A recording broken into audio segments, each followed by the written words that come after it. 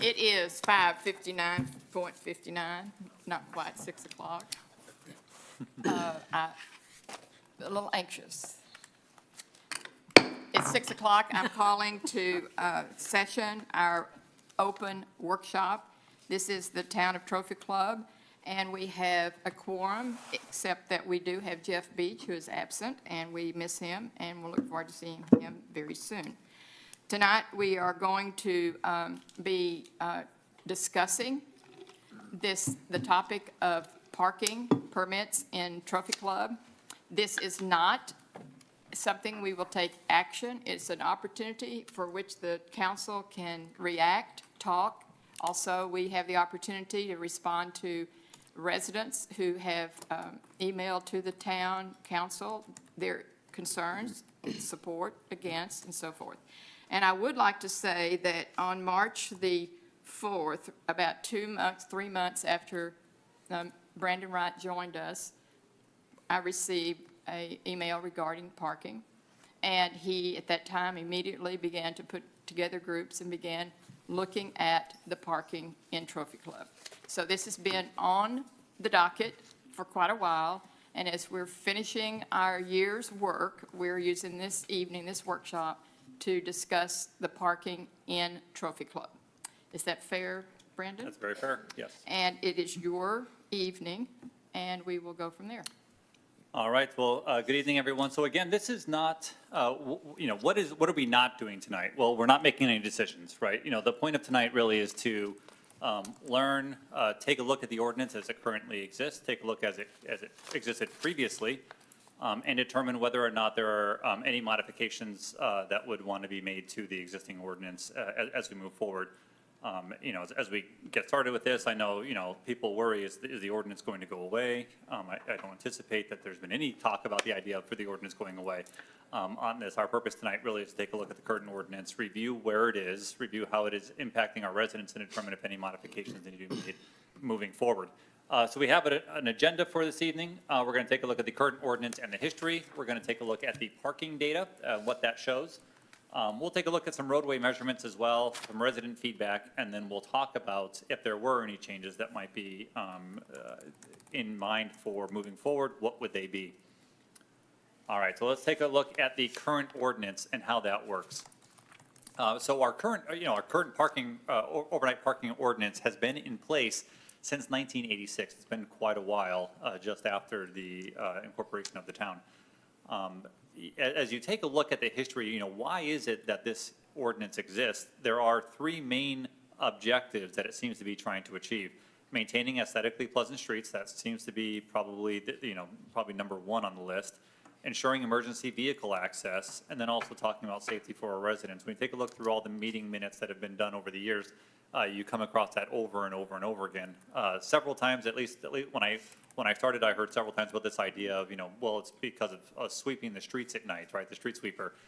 I couldn't find any basis that actually is I think it's one of those urban myths that's out there about it. I couldn't find any basis for reality on that particular that concept. It's over and over again. You see these three main topics, right?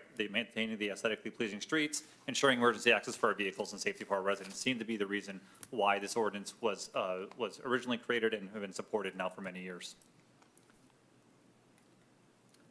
All right, so what does it say? It says that it's unlawful for anyone to park on our streets really between the hours of 3 a.m.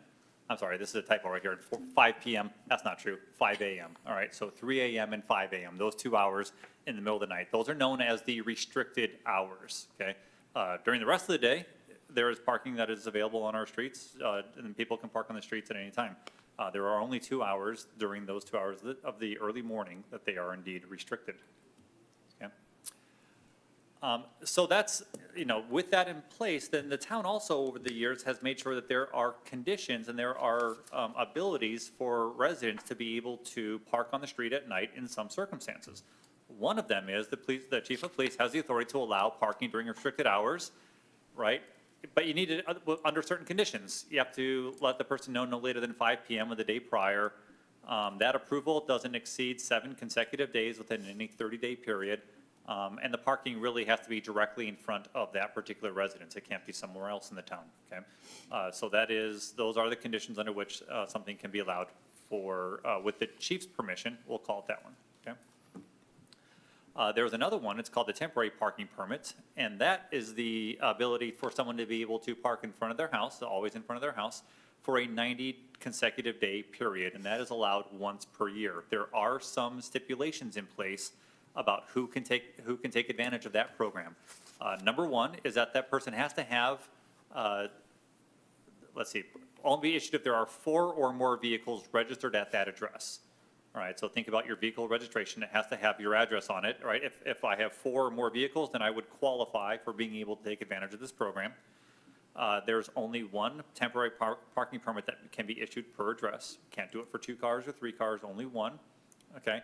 And then obviously I have to display it in my windshield, and it has to be visibly accessible for the police department to be able to verify that that indeed is an allowed vehicle. Okay. But the ordinance also says, but it can't be things like semi-trailers, trailers, truck tractors, non-operable motor vehicles, right? There are additional components in place.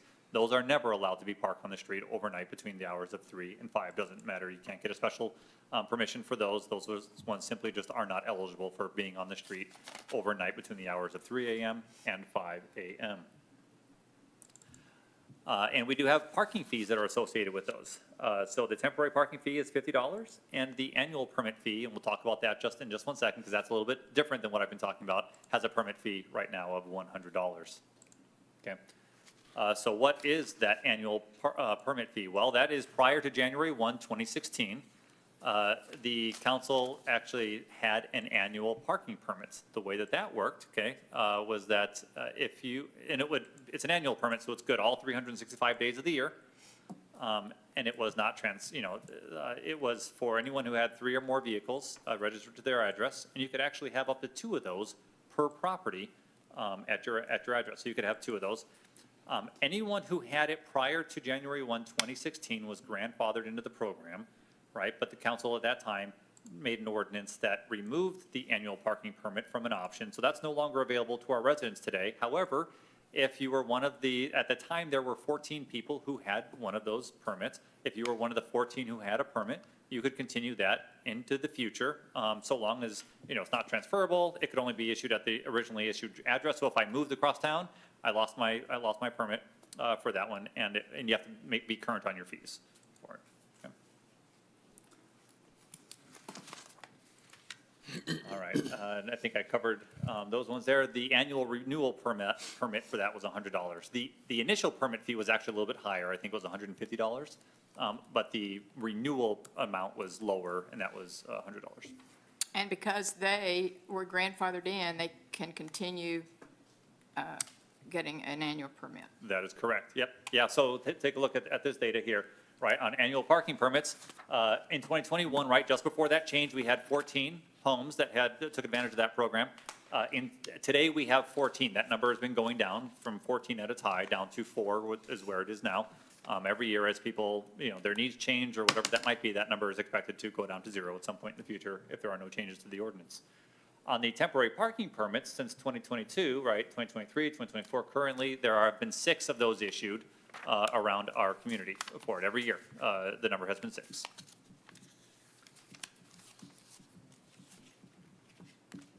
We also wanted to take a look at the current parking data with you and just review what that looks like. So we have information from 2021, 2022, and 2023 related to the number of warnings and citations that are issued for our residents here in Trophy Club. Now, first of all, as you can see, as you're looking at this, if you look at the very bottom where you have the percents, right, number of warnings versus the number of citations, warnings and citations, for the most part, this is a program where we are giving warnings out most of the time, right? It's when people have multiple occurrences at one address is a time when the police department gets more into citations rather than just warnings for our residents for that. And I'll show you some information on the next slide about how that works. But another thing I'll point out on this slide is that you can see, so let's take a look at 2023 data for that year. If I look at June, July, and August for the number of warnings, right, that are issued in those months, as well as the number of citations, compared to the other months, those numbers are higher in those months. And then if you take a look at December, January, February, they tend to be higher as well on average. reasoning there is we believe is because, students are home from college, students are out of school, things like that, people are visiting. You have all these elements that are kind of coming together during those months where you might have more cars and more parking needs during those times.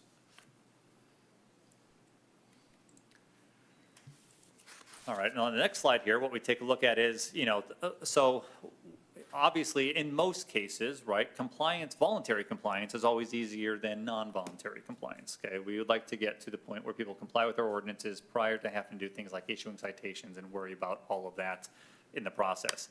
So if we take a look at our January through September information for 2024, and we take a look at, the number of violations per household, all right, so we have 629 households in Trophy Club that have had one violation, okay? And then 134 households have had 2 violations and so on, right? 36 have had 3 violations for that.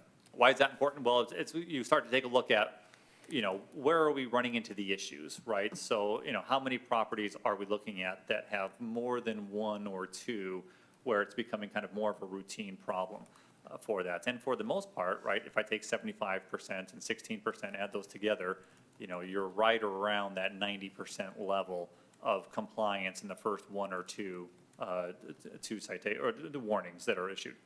Beyond that, then you kind of have your more habitual offenders, and that might be because they have more permanent problems, right? So it might be that I have more vehicles than fit in my driveway. I'm always worried about shuffling things around with that, and so as a result, the number of warnings and citations will go up over time. Yes. And maybe this is a question for the chief. Is there kind of a rule of thumb or hard and fast rule that once somebody gets past 2, means gets to 3 or 4 or 5, that they will be issued a citation?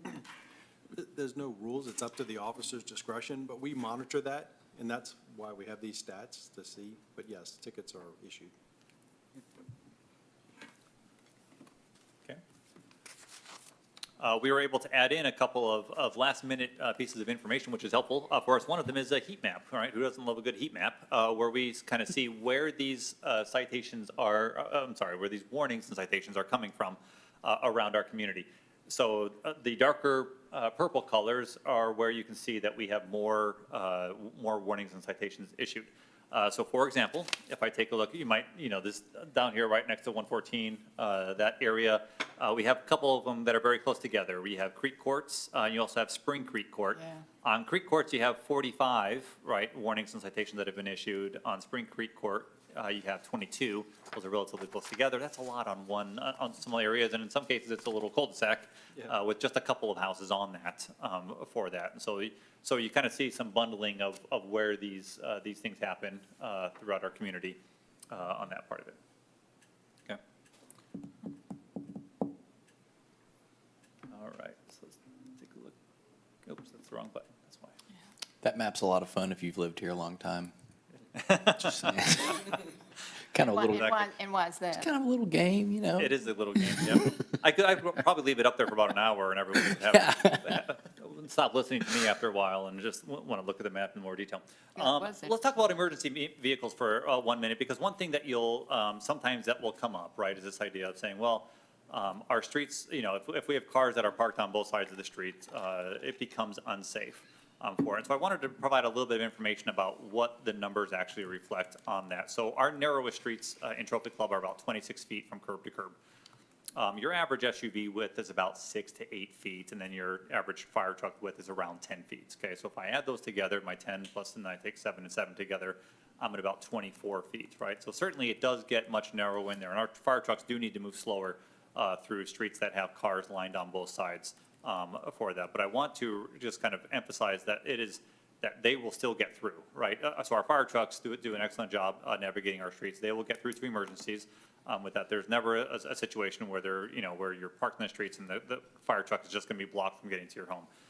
With that, they know problem spots. They know how to deal with those things. They will get to your residents. Why is that important? Well, because again, as I mentioned earlier, 22 hours out of the day, it is legal to park on our streets. With that, right? It's these 2 hours overnight. What that does is it keeps the streets from becoming overly populated with vehicles at night, and that certainly helps our first responders and makes it much easier for them to respond, and we're grateful for that because they get to that scene faster in those situations. So there is a safety component of this, right? They will definitely get there faster. They're never, they're never blocked out. They will get there to homes and make sure that everyone is taken care of with their needs. All right, so let's take a look now at some resident feedback that we have. So as the mayor mentioned, in March of 2024, so now we're going back several months, I met with a group of residents who have concerns about this particular ordinance on it, and I wanted to listen to their experiences, what it was that they were going through, so that we better understood exactly why it was that they had issues with this particular ordinance for it. And so I'll summarize their feedback in a couple of bullets here. Number one was this idea that, there are restrictions in place that kind of prohibit just kind of the expansion of driveways in general that would allow you to just keep adding space on your own property for vehicles for that. And, that might be obviously related to the size of my property, right? How close I am to to one side or the other. How much access I have to driveway space in front of my home. Is it a J-swing? There's just a lot of conditions in place related to that. The second point that they brought up was that, really this is kind of a limited number of years issue for any individual family. Now, as we multiply it across the entire town, right, you would realize that someone across the town has a situation going on at all times, and probably multiple people do, which is that, 4 or more vehicles is not a commonplace, but it is when your children reach the driving age, and really until the time that they kind of go off to college and then they're kind of coming home for a little while. This becomes a temporary period of life issue, not a permanent situation for residents. And the third point was just kind of the idea of what, hey, and although we only have 4 vehicles or 3 vehicles and we can fit them all in our driveway, in our garage, the reality is that we just forget a lot of times at night to go out and to do the shuffle of cars and to get the cars parked back into the driveway the way that they need to be to follow our laws. And so we asked them, well, share with us what it is that you believe some of the solutions would be if you were the one who was proposing some solutions here. One of them was more flexibility for last-minute parking needs, right? So right now, as mentioned before, the day before by 5 o'clock, that's when you have to contact the police department. And that allows them to go through the proper chain of command for both approvals and also then for notifying the officers of, hey, there's actually someone on the street that they're okay for that. Very hard to do if you're kind of doing just this, in the moments type of a situation. The second part was to increase the allowance of 90-day passes to twice per year. And that follows a lot of the data that we saw from the first part of this, right? Which was that in the summer months and in the winter months tend to be when you have the largest number of violations because that's when you have students back at home for a period of time. And then their third request was, well, what about the idea of possibly bringing back the annual permit? Okay. All right. At the same time, while I met with that group for it, we also continue to hear from a lot of residents as well about the idea of, we love the curtain ordinance and we would like it to remain the same. It's one of the reasons why we love living here in Trophy Club.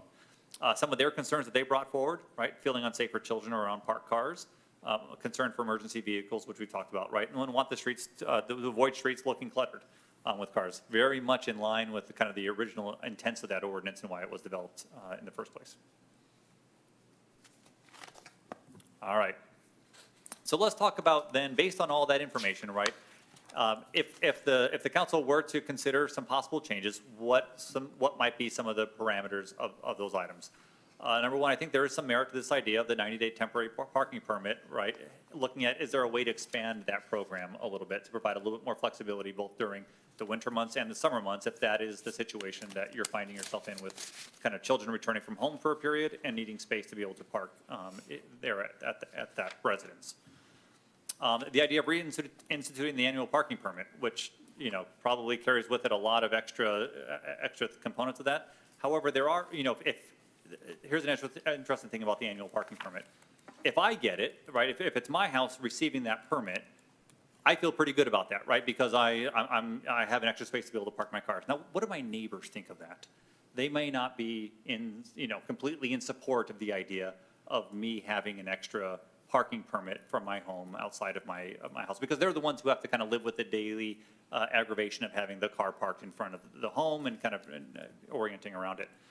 Sometimes what you can do in some situations like that is you can institute kind of like almost like in our zoning laws, where you have this protest rate, right? The idea that if I want to make a change on my property, I have to actually get permission from the property owners around me, or at least allow them the opportunity to protest me having that particular benefit in front of my home for that. You could consider a program like that, right? Where I, within a certain distance of my home, I have to have a certain amount of acceptance of my neighbors in order for me to be able to have an annual permit pass, to be able to alleviate what will be obviously the number one complaint of me, if it's me having a parking permit, which is my neighbor's concerns from that, okay? Oops, I'm sorry, I forgot to click over here. I moved on my slides here. All right, so things for us to consider and talk about this evening, right? One option is we can just leave the ordinance as it is and not make any changes to it. Consider some expansions to the current 90-day temporary parking permit. Is there any interest in considering reinstating the annual parking permit or any other ideas? Really, it's just kind of meant to open up a broad conversation, find out where the council's interest lies at this time and determine if there's anything that staff can do to help facilitate that process.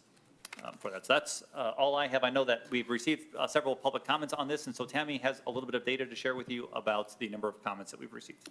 The number of emails since the agenda last week was posted, we had 14, or a total of 17. 14 individuals expressed support to leave the current ordinance as is, and then there were 3 individuals that supported changes to the ordinance. And we haven't received any since 1 o'clock today. Okay. And we'd like to open it to those in the audience who would like to speak. And I think we have a speaker, is that Do correct? Mark Bartels? Okay, thank you, Mark. My name is Mark Bartels. I live at 122 Carnoustie. I've been in that particular house for 29 years, so I've seen it change. When we moved there, we had young children. I've seen these kids grow up and go out and all this kind of jazz. And I've seen times when, even with the parking ordinance as it is, where I've had to call during the holidays because there'd be so many cars on the street. I'm not really concerned about the fire truck getting there. What I've seen is, I want to see the ambulance get there, okay? It's a health and safety issue as far as I'm concerned, to keep the ordinance the way it is. The people that got a lot of cars, that's something they need to, I know they don't want to be inconvenienced, have to get up and go move their cars around and all that kind of jazz, but they bought the cars, I'm sorry, that's their problem. They knew what the ordinance was when they moved in. If they didn't know, that's their fault too. I'm 100% in agreement that we should keep the ordinance the way it is. Okay, thank you. That's it. Thank you, Mark. Thanks, Mark. Are there others? I don't have any. Okay, thank you. Okay, let's open it to discussion of the council. How would you like to begin? Let's just talk through the options. As a way to facilitate this, okay? So we look at options. We look at the 3 on page 28, leave the current as it is, consider expanding the 90-day, consider reinstating the annual parking permit, or other ideas. Can I ask a question Yes. first? How easy is it for a resident to find out what he needs to do and to apply for a permit? I mean, somebody's out there and suppose they don't really know that there's a town website, So how would I know that I need to call in for an overnight guest or something? Yeah, that's it. You'd have to check our websites. I mean, there is a posted as you come into town, so, but unless you look at our website, you don't really know about it. And maybe they learn when their neighbors complain. You know what I mean? Or when they get a sticker. So it has to Or be. they get on the or they get a sticker. or It they is get a available online, easily to find, to get. That's- Does okay. the sticker have a reference to it? I thought it did, okay. So, Okay. and that's actually really good. So Yeah. You then, can always ask Indy. Yeah. Yeah, That's right. I was thinking the same But I mean, thing. if the sticker's there, then. we did receive an email from somebody who said, I forgot to call and couldn't get through the next morning. So that's the next question. Right. The day before, at 5 o'clock prior to, that's a rule from the police department based on the chief has authority, right? That's not in the ordinance. No, yeah, it's in the ordinance. That is specific in the ordinance. Okay, never mind. It's part of, yeah, it falls under how this chief's delegation works. Okay, so that does, you don't have the authority to change it to 9 o'clock the next morning or anything like that? No. Okay. Steve? As we go through the three options, I guess my first thought is I'm not in favor of reconsidering or consider reinstating an annual parking permit. I'm not a fan of that at all. If there's other options, as Brandon's laid out, we can talk about it, but I'm not in favor of that for sure. Okay. I'll reiterate that. I voted to get rid of it the first time. We'll vote to keep it away. We can talk about why whenever, but yeah, I would prefer not to reinstate annual. All right, that leaves us two other options right now. Other I think thoughts on? Luann had something. I have a Luann. question. Chief, I want to ask you, going back to that current parking data, where we have the chronic overnight violations, are these multiple vehicles at the same property where a temporary permit wouldn't fix the problem? And on a few of them, some of them are rental properties, so people are coming and going, but yes. So it's not a single car that's always the same problem. It's multiple cars at a residence or different cars at a residence constantly. So is that where we're doing the 3% ticketing Yes. citations? Yes. Okay, good. And I may not have understood, so you indicated earlier that you will give warnings 2 or 3 times, and at some point, at what point do you start ticketing them? At Yeah. how many?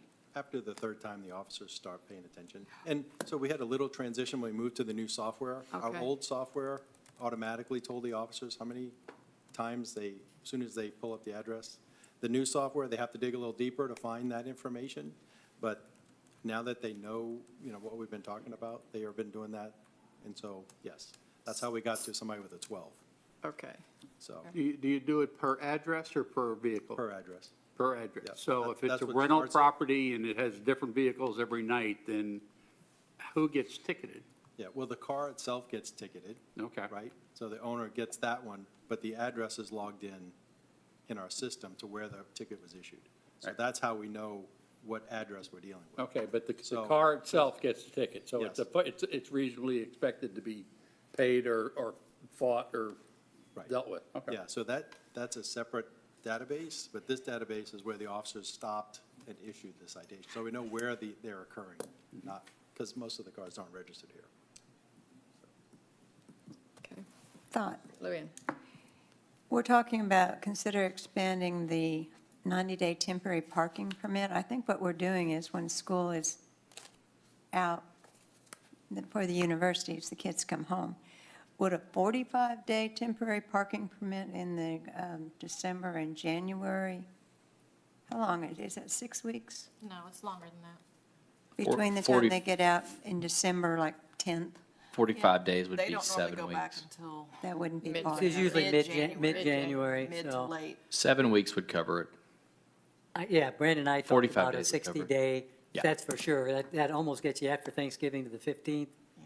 as a Yeah, possibility. kind of all, A little bit all longer. December, all January, if you, So because we could look at everyone's things are condensing all it a over the bit, place, you right, know. Depends on Yeah. where you go to school, too. If you're going to school down here in the south, the school goes back into session mid-January or early January. If you're going to school up north, they don't go like we do. They have terms, they go in 3 terms, and they don't go back until, they go early January. But they're home way early. So it depends on the school. I'm just going to worry about what we've got here. I'm sorry, what? I'm just going to worry about what we have here. It's too Exactly. complicated. Yeah. I'll add on to your line of thinking here, Luann, which is that I don't think it's necessarily a bad idea to have another option because of that whole holiday timeframe. We see the data. We know that the usage isn't going to be exceptionally high based on all the other info we have. But the idea of having 2 90-day ones basically locks you in for half a year at that point, and then, I don't want to go that way. I generally, as this topic comes up periodically, it was one of the differentiators for Trophy Club. Absolutely. 20 years ago this month, I was shopping for a house here, and it was actually on my mind even then. And I really think it's kind of one of our little unique things we have, and so, yeah, I'd be hard pressed to make any changes. But if we were going to nibble around the edges, what you just mentioned is kind of reasonable to That's talk about, I exactly think. where I'm at. Yeah, and I think that's the most consistent feedback. People come here and live here for the parking, for the environment, for the organized environment, for the convenience. And this parking is one of those features that Trophy Club has. As I remember Brandon saying, I mean, he's been to a number of towns and cities, and it's chaos in some places. But somehow, Trophy Club over the years have implemented good policies for this, and people are happy. Think For the about- most part. Think about how often we look back on something and go, oh, I wish we'd have done Yes. that differently. This is one, Yeah. hey, don't change Yeah. if it ain't broke, at least for me. I understand there's differing viewpoints, but. Yeah. Hey, Brandon, could you go back to the slide that says current parking permits issued? One more. One more. Yeah. So the temporary parking permits, again, we're only talking I about know. 6 homes, right? I mean, Yeah. that's not very many. Yeah, I thought of that same thing, you know, why is there kind of a large discrepancy between the number of temporary permits that we see here, and then when you go to the data that shows the number of citations over those summer months, right? Why you don't have more participation in this program for it. Part of it might be just not knowing about it, not knowing its availability. That could be a component of where that is for it. But we probably would have more residents that would be able to take advantage of this program to more legally park their cars on the streets at night if they were aware of it. Luann?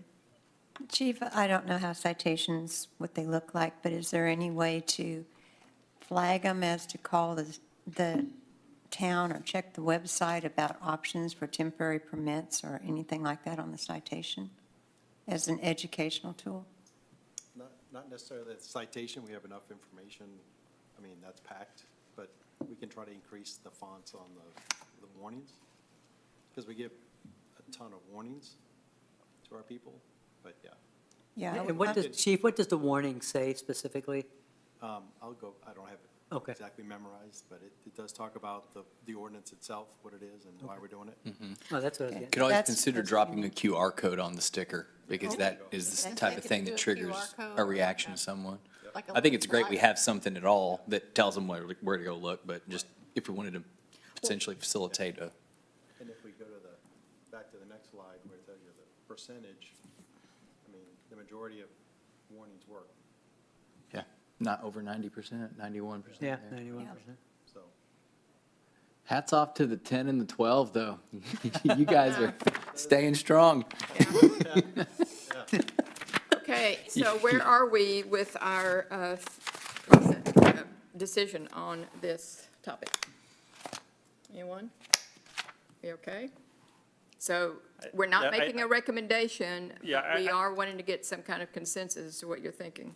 I think what I'm hearing is that the council would be open to entertaining the idea of expanding a second window for something similar to the 90-day temporary parking No. permit, which, okay, other than one. No, right I now. leave them as is, as Yeah, is. my first choice is leave it as it is. So, Mine as well. but if there's passion one way or another, then okay, Okay. but my first vote is leave it alone. Okay. I completely agree with what you just said, Steve. I'm not opposed to having a quick decision item here to hear staff's recommendation, and we see what kind of public feedback we get at that point.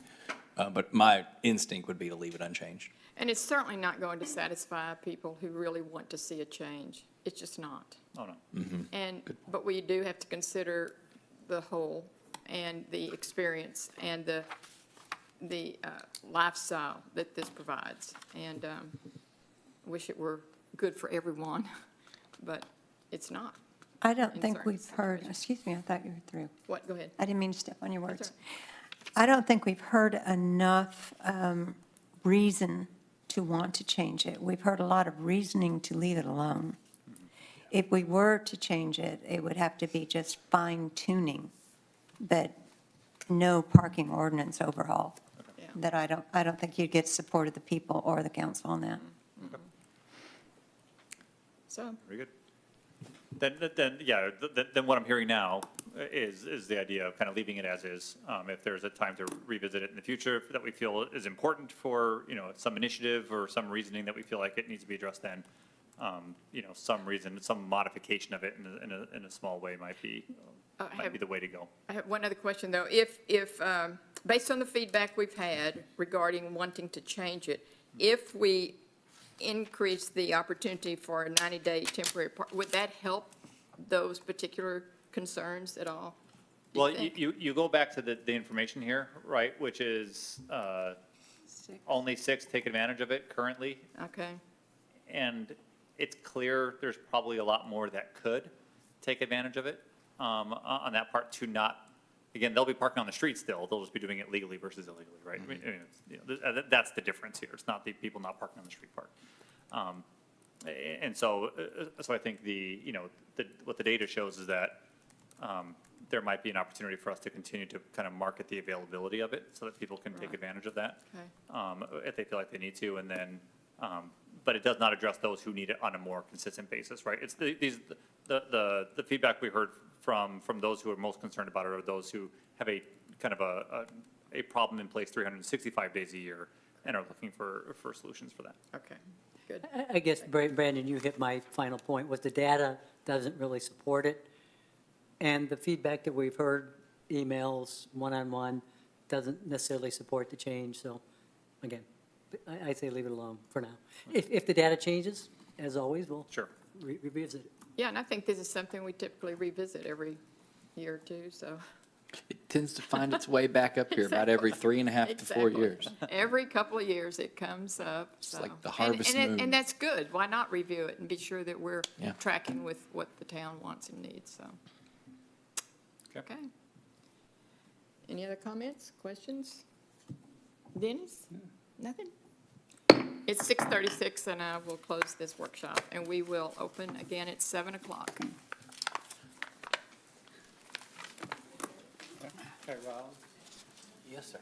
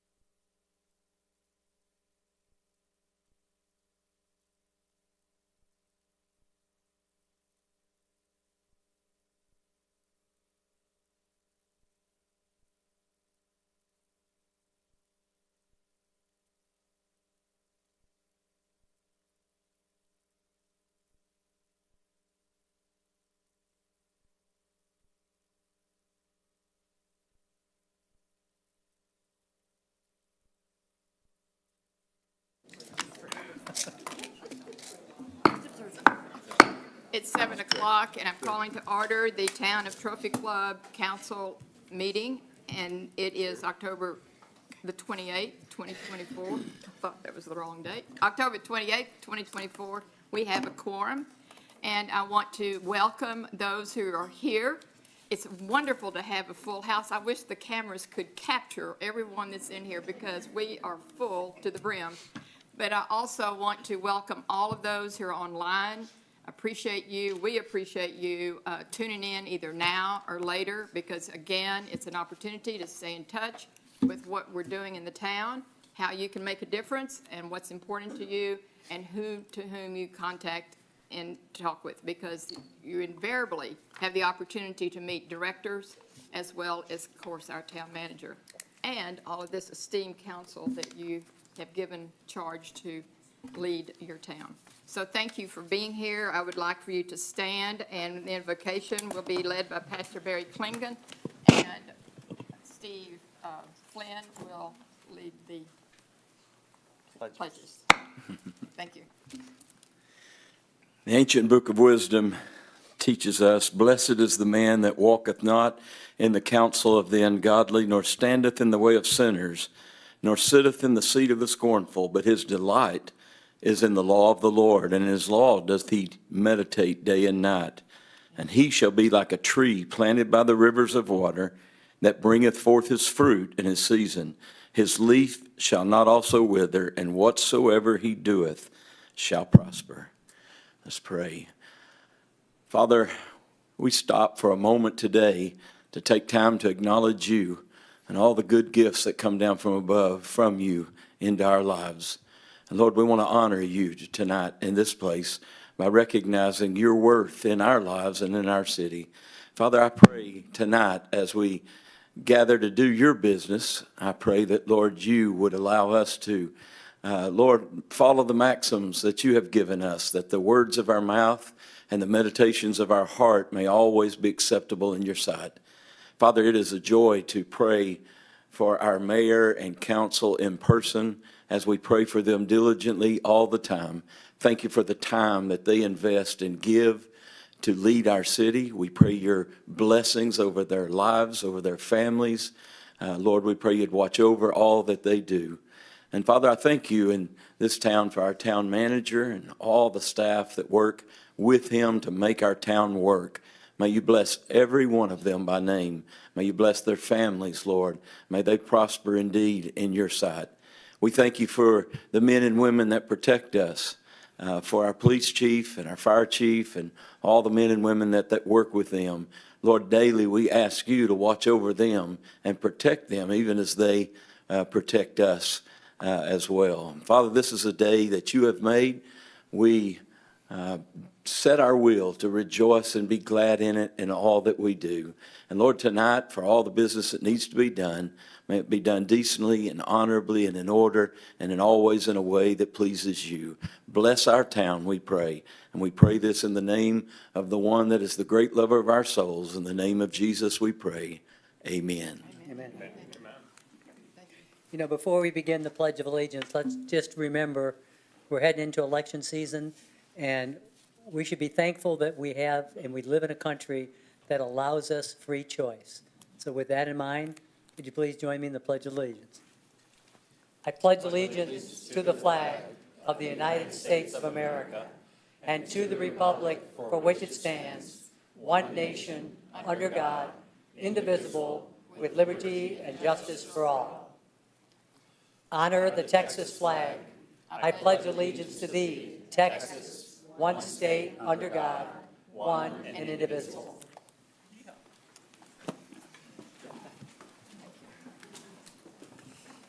Okay, would you like to introduce, do we have public comments? Yes, ma'am. Thank you. The first speaker is Celeste Fraga. You didn't know you were going to be so quick, did you? No, ma'am, but I'm a preacher's kid and a Well, there preacher's you go. wife, so This is your. to our pastor, may we all say amen. Okay, Please my tell name us. is Celeste Fraga, and I live at 551 Timber Ridge.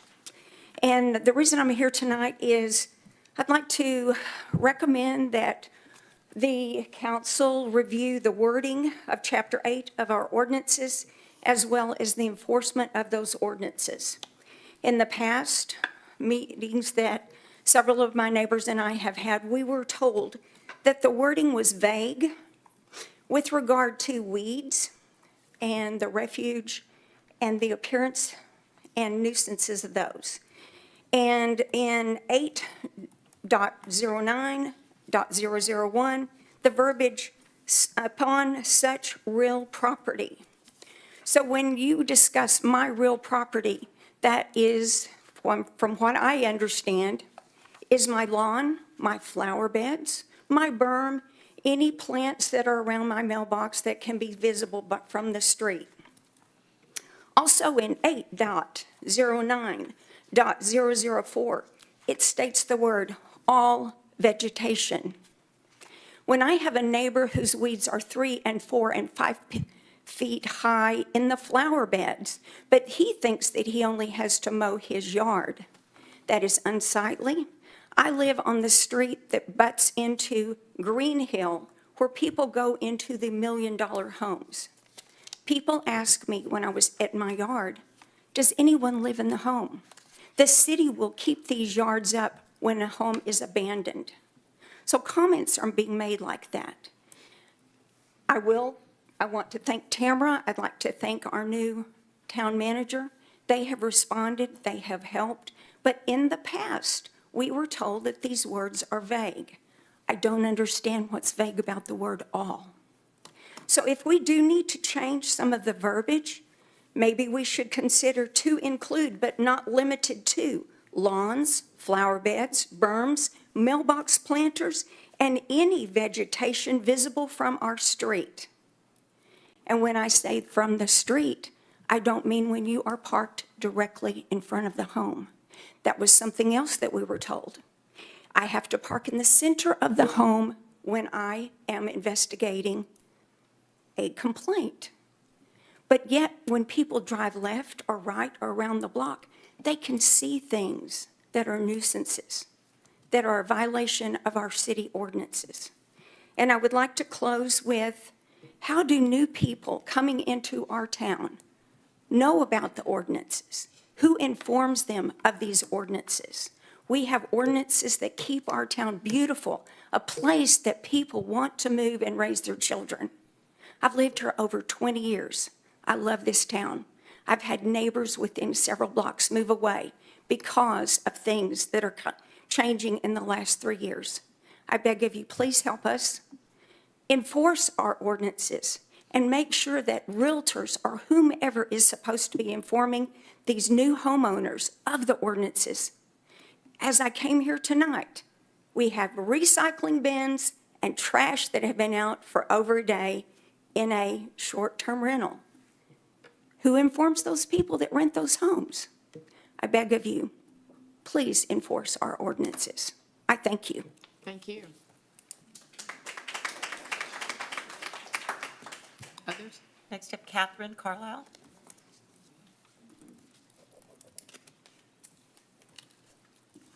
Hello, my name is Catherine Carlisle. I'm a 35-year resident. Moved here at 5. No, I didn't. Excuse me, can you give me your address, please? Yes, 1 Cypress Court, Trophy Club, Texas. I have 4 children that all live here in Trophy Club with their spouses and 5 grandchildren. So we're talking second and third generation in Trophy Club. I'm here to talk about 3 things very quick. One thing I just was made aware of that y'all discussed earlier was the overnight, and I left a message on Brandon's voicemail today too after we talked. Thank you for calling me. Overnight automobiles on the street, I think the ordinance is 3 to 5 a.m. or currently. That is the best ordinance Trophy Club has. There is not an ordinance that Trophy Club has better than that. So any discussion of that makes me a little bit nervous that that's going to change or go away. It should only be expanded upon, period. I can name off the top of my head 3 very nice planned communities in the Dallas-Fort Worth area that do not have that ordinance. So do not change it, because I will make it my personal mission to make sure that it gets changed back. Okay? Okay, the main thing that I wanted to talk about, and I'll be brief, because I know that is very much on your radar, are short-term rentals. I've been aware that this is on your radar, and my concern is, and I have come up with, I know you are collecting the data on, my data might be better. I think I know of more than you do. On short-term rentals, I know of at least 20. 20, that is not including apartments. 20, that's not long-term rentals, that is short-term VRBOs, Airbnbs, and Trophy Club. But there may be more, I'm actually kind of afraid to find out. I'm familiar with the rental ordinances, but as recent as last month, we have SDRs being used for commercial purposes. These are people, and I think y'all are aware of it, the one in Trophywood, I'm sure you heard about it 100 times, that are filming a movie in that house, or a commercial, or who knows what. They started up something else again. These families are in California that own this property. They do not care about Trophy Club. I'm also very familiar with Texas legislature that is going to probably prevent every city in Texas from abolishing these altogether, unfortunately. But tell us what we can do. How can we help as a citizen? I've been here 35 years. I got a short-term rental down at the end of my street. The realtor that sold that house was told that it was a sweet young couple from California moving here. Within a week, they listed that on VRBO.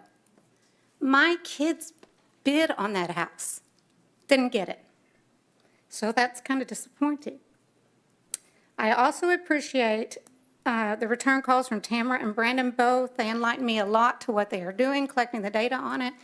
But y'all have got to keep us informed. I want a published list of all the rentals in Trophy Club. I want it available to all the residents here. I want us to see, because this 20 could turn to 80. I talked to city councils in 4 different cities around this area, Southlake, Grapevine, Keller, and Fort Worth. And they all have them in place, but I understand the challenges that they're having with legal issues as well. I understand that. I understand if you want us to go to Texas and help you lobby that, I will. I work 50 hours a week, but I'll still do it. And last but not least, not to be redundant with Celeste, but it is an issue. I'm in Lake Forest area. I'm not in an HOA. I have invested a great deal of money in my home. And the fences just down Indian Creek, which is a major thoroughfare to this city, I can count at least 10 different fences. It's unsightly. It's ugly.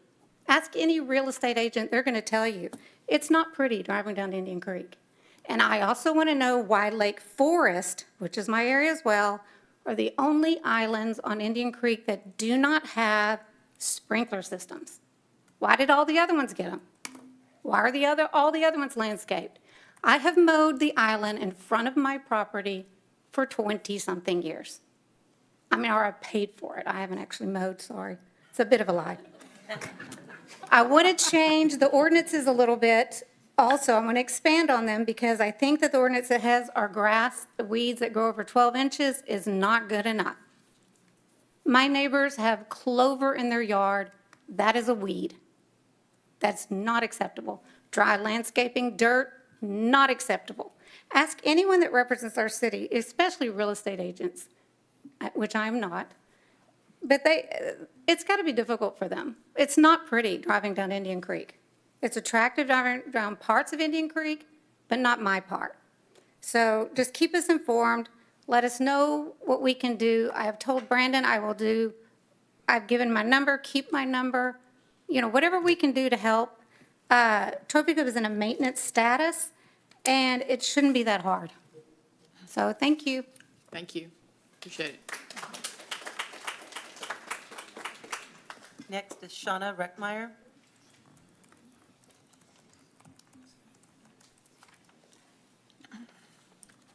Hi, my name is Shauna Reckmeyer, and I live at 5 Timberline Court, and I've been here 32-plus years, I think, if I'm doing my math right. I just want to support the previous speakers that have already spoken.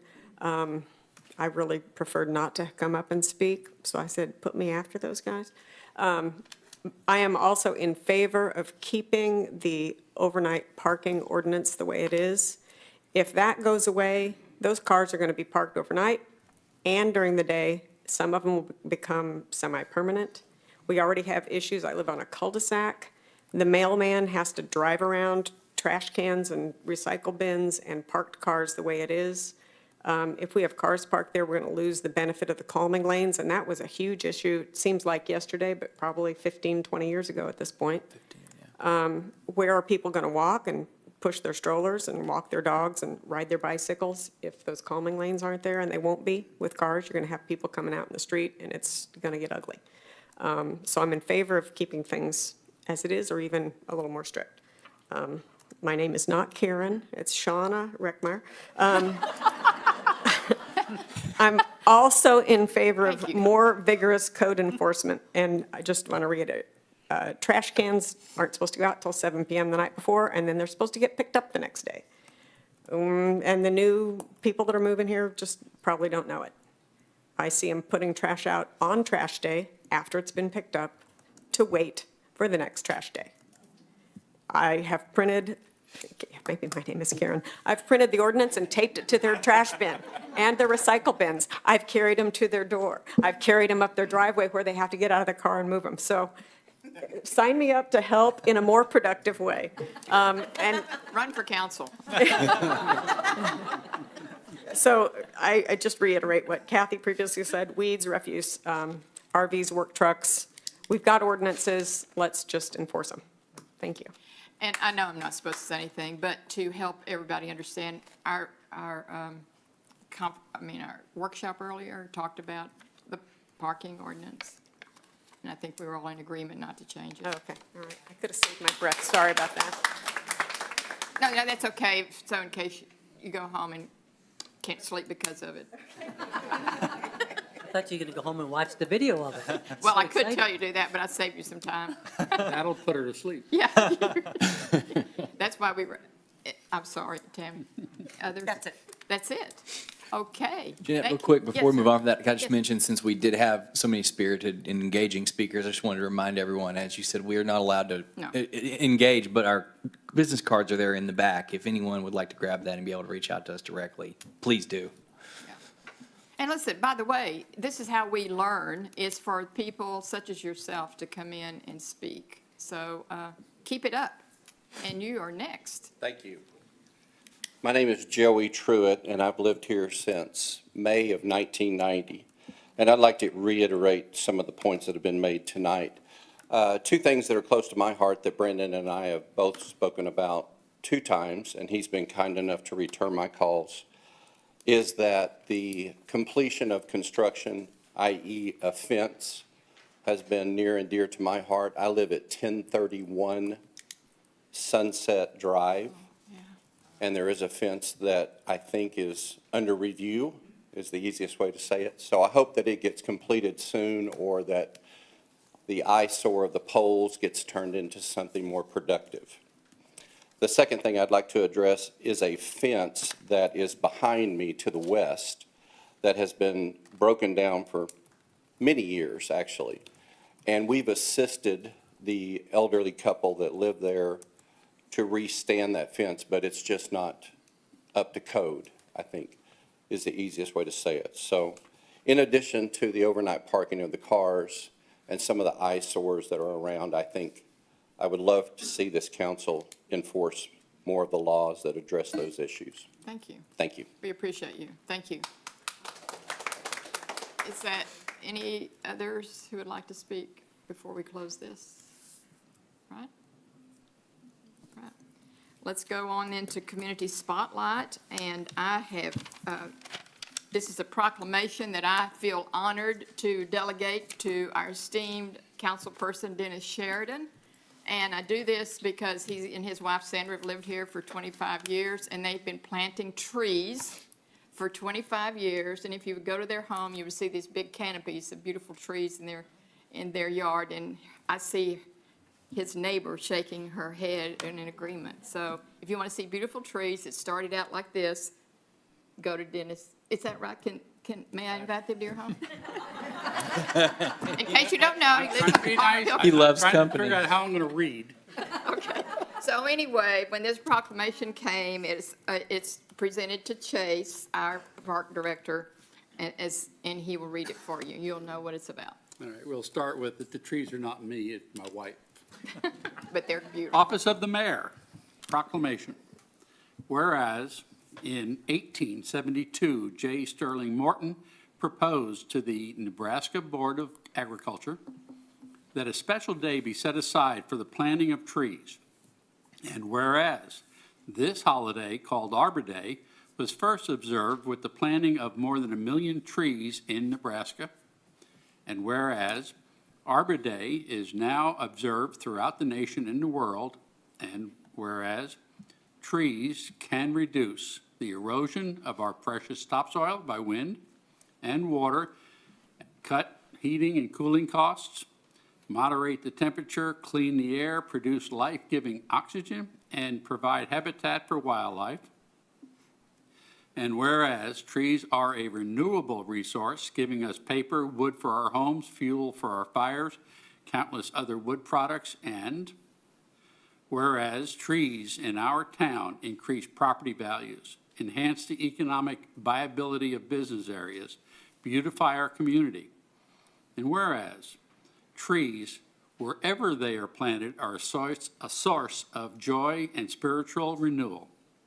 Now, therefore, I'm not going to say aye. Jeanette Tiffany, Mayor of Town of Trophy Club, Texas, and on behalf of the Trophy Club Town Council, do hereby proclaim November 1st, 2024 as Arbor Day in the town of Trophy Club, and urge all citizens to support efforts to protect our trees and woodlands by planting more trees to promote the well-being of our generation and future generations. Jeanette Tiffany, Mayor. Thank you. Don't you agree? I mean, this is all about planting trees.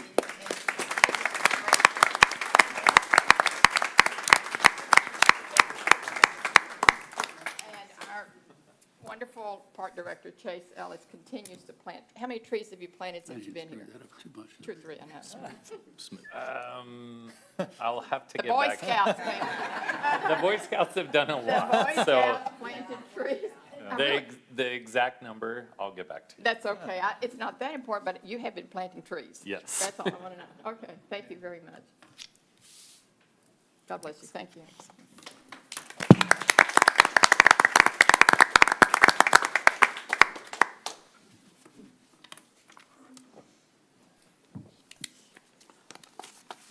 Okay, so, go ahead, Tammy. Trophy Club Activity Center? We have Madison to. Yes. Good evening. We're excited to highlight the Trophy Club Activity Center tonight. So as you might remember, earlier this year, we entered into a lease agreement with the MUD for their annex building, and that's been transformed into the Trophy Club Activity Center. That came in kind of our saving grace during the summer when we needed a place for our summer adventure camp to have a spot. And then as of recently, we've been able to transform that into a community gathering spot, as well as a place for programs for active adults and youth activities. So I especially wanted to recognize this group of women who are going to come join me, who really were the grassroots effort through this to make this happen for the town. And we are just incredibly appreciative of their hard work, their passion, their partnership, into making this activity center happen, and to help us lead the charge as we move forward. So I'm actually going to hand it over to Marion real quick to give proper introductions for everybody. All right. So my name is Marion Hall. Marion, excuse me, would you please speak into the microphone? Oh. Thank you. But then I need to turn my back I to everything. understand, but we need to restore These are the ones that count. It's actually It's the recording. completely wrong. Yeah. It's okay. Okay. Go for it, Marion. So do I need to state name and address as well? Well, if you're Okay, introducing all your. right. So my name is Marion Hogger. I'm one of 5 ladies. So we started working on this over 2 years ago. So let me introduce these wonderful ladies, very dedicated team. I'll start on the right, Sarah Miniatas. and Carol Tombari, Connie White, and Marsha Pyatt. We are all retired theoretically, but we've all had careers, and this has been a project of passion and continues to be so. So I wanted to say a few words about that. How do I move to the next slide? There you go. How about that? Okay. This project was really motivated by our passion to create a place in Trophy Club, long overdue, may I add, where people can get together, enjoy each other's company, maybe play a game of cards or a board game, listen to some interesting talks, and just enjoy really each other. And we started, and actually Community Center has been part of a survey. I think it was twice, 2011 and 2021, received strong community support at the time, over 50%. And it was also on a bond election over 20 years ago now. It missed by 1 vote. Imagine if we had had that additional vote, we probably would have a community center now. But every vote counts, yeah. So we started working on this 2.5 years ago, something like that, researched similar centers in the area, went all over the place, and also met with the CFO in Roanoke just to get an idea of how such a community center is run, finances, and things like that. And the community centers that we visited, we talked to the directors, got a tour, and they showed us, the facilities, the programs they offer. And in particular, I mean, community centers really for everybody in the community, but we felt that especially seniors or active adults, as they're called these days, that there was really nothing in Trophy Club, that we needed a program for that population.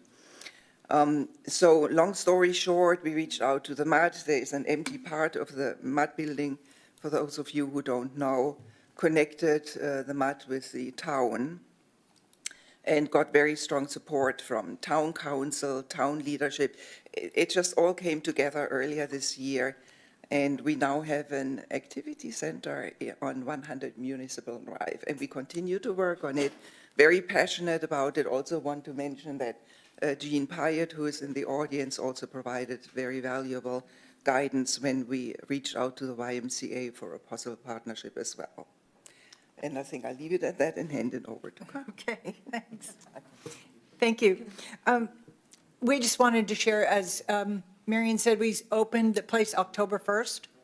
We're really excited. It's been, it's difficult to start something new, but we did, and I want to say a special thank you to Carrie Bates, because she was the one who said, you should try Canasta.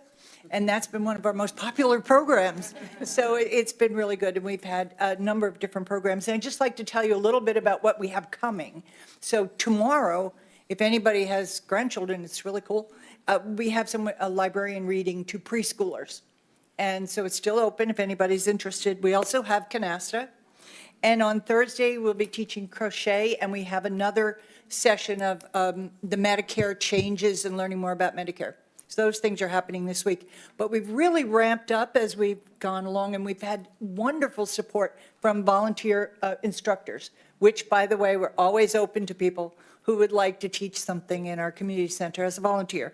And some of the things we have coming is we have Talking Baseball with Larry Hardy, who's been a coach and a player. Ranger. We have Getting Your Garden Ready for Winter. We have a lot of cards, more crafts. We have someone coming who's really good in making cards, and so we'll be doing that. We have Canasta and other board games. We are going to be starting bingo. We have quite a bit of interest in that. We have someone coming to talk to us about home maintenance, and another person will talk about how to get your garden ready for winter. And finally, not finally, but one of the ones we're really looking forward to is the mayor and fire chief doing a program on preparing for the unexpected. So that's just what we have, which I'm pretty proud of. That's just for November. And as Marion mentioned, we have not had a lot for seniors or active adults in this town, and I think we're finally making some progress on that. And I also would like to say a very special thank you, because for me personally, the idea of two government entities working together is beyond it's just been something I've really hoped for a long time. So I'm very pleased, and I thank you all for doing that. So this is a shout out to the mud. Thank you. Yes. Connie, for a second, Connie, for a second. How does somebody know, how does our citizens know what's going on? Thank you for reminding me of that. I appreciate that. There are several ways. They can go to trophyclub.org/activity center, and you will see what programs are available. You can register there online, or someone can call the Parks and Rec Department, or they can walk into the office. They can email Parks and Rec, but they can walk into the office, and we will have someone at the community center helping people get registered. And there is, by the way, I mentioned, there is a balance class, a balance and strength class, I forgot to mention that, and a senior karate, I'm not sure if that one's still. But those are courses you have to pay for. Well, I will support you. I have been to several. I go on Tuesday mornings and Thursday mornings, and it's a great time to not only play cards, but meet people in the town. And of course, we're always looking for that. And so I go in, get a cup of coffee, and Sarah brings cookies, and we eat cookies. And so it's great. Y'all, just stop in. You don't have to have signed up. Just stop in. And in case you don't know where the Mud Building is, It's behind the fire station off of Trophy Club Drive. next door to where you're voting right now. Yeah. That's right. Okay, thank you very much. Thank you. Thank you, ladies.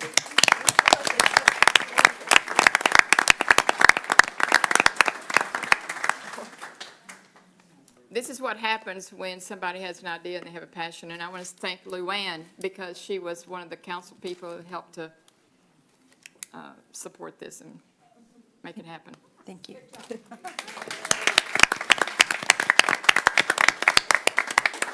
Thank you. All right, let's, working for you. Anybody have comments? This is an opportunity just for all of you to know that I think it's important, personally, for the council people to speak to the community and things that they've experienced over the last couple of weeks that they think would be of interest to you, whether it's what's ever happened in the universe, what's ever happened. So you want to speak? Yeah, Okay. yeah. Ad lib, thank you very much for all the citizens that spoke. I appreciate hearing about that stuff. But my comment tonight is November 11th, 11 o'clock is Veterans Day, and we have a Trophy Club tradition. And we have a ceremony at that time, and we have a Trophy Club Veterans Park. And whoever, it's over on Parkview, but right across from the swimming pool. And so there's an 11 o'clock ceremony at Veterans Day at Trophy Club Veterans Park. Please attend. Thank you. And what time is it going to be at? 11 o'clock. That's what you said. That's all right. And, you know, we have some veterans who aren't going to be able to make it. The next town council, Jim Perro, is not doing well, or he's not feeling well right now, so he's not going to be able to make it. But he's putting together something for Emily Laddish, Colonel Laddish, to have it's going to be a little bit special. Good. And look forward to having it. And would you like to recognize Kathy in the audience? Kathy, Why don't you stand Kathy up? also is part of the Metroport Veterans, and she also really keeps us straight, and she handles an awful lot of the emails and internet-type coordination. Thank you, Kathy. Thank you, Kathy. Yeah. Thank you for all the veterans who support us. It's great. Anybody have something else? Yeah, one more, just quick item, a shout out to the Trophy Club Rotary Club. On Saturday, they had a first responder event, and I know it's Rotary, but Rotary is part of Trophy Club. Trophy Club is very proud of the Rotary, and the first responder event recognized first responders, just as it sounds like, both in Trophy Club and in Roanoke. So for the chiefs that are here, thank you. Thank you for your team. It was well attended, appreciated it. Any other? Yeah.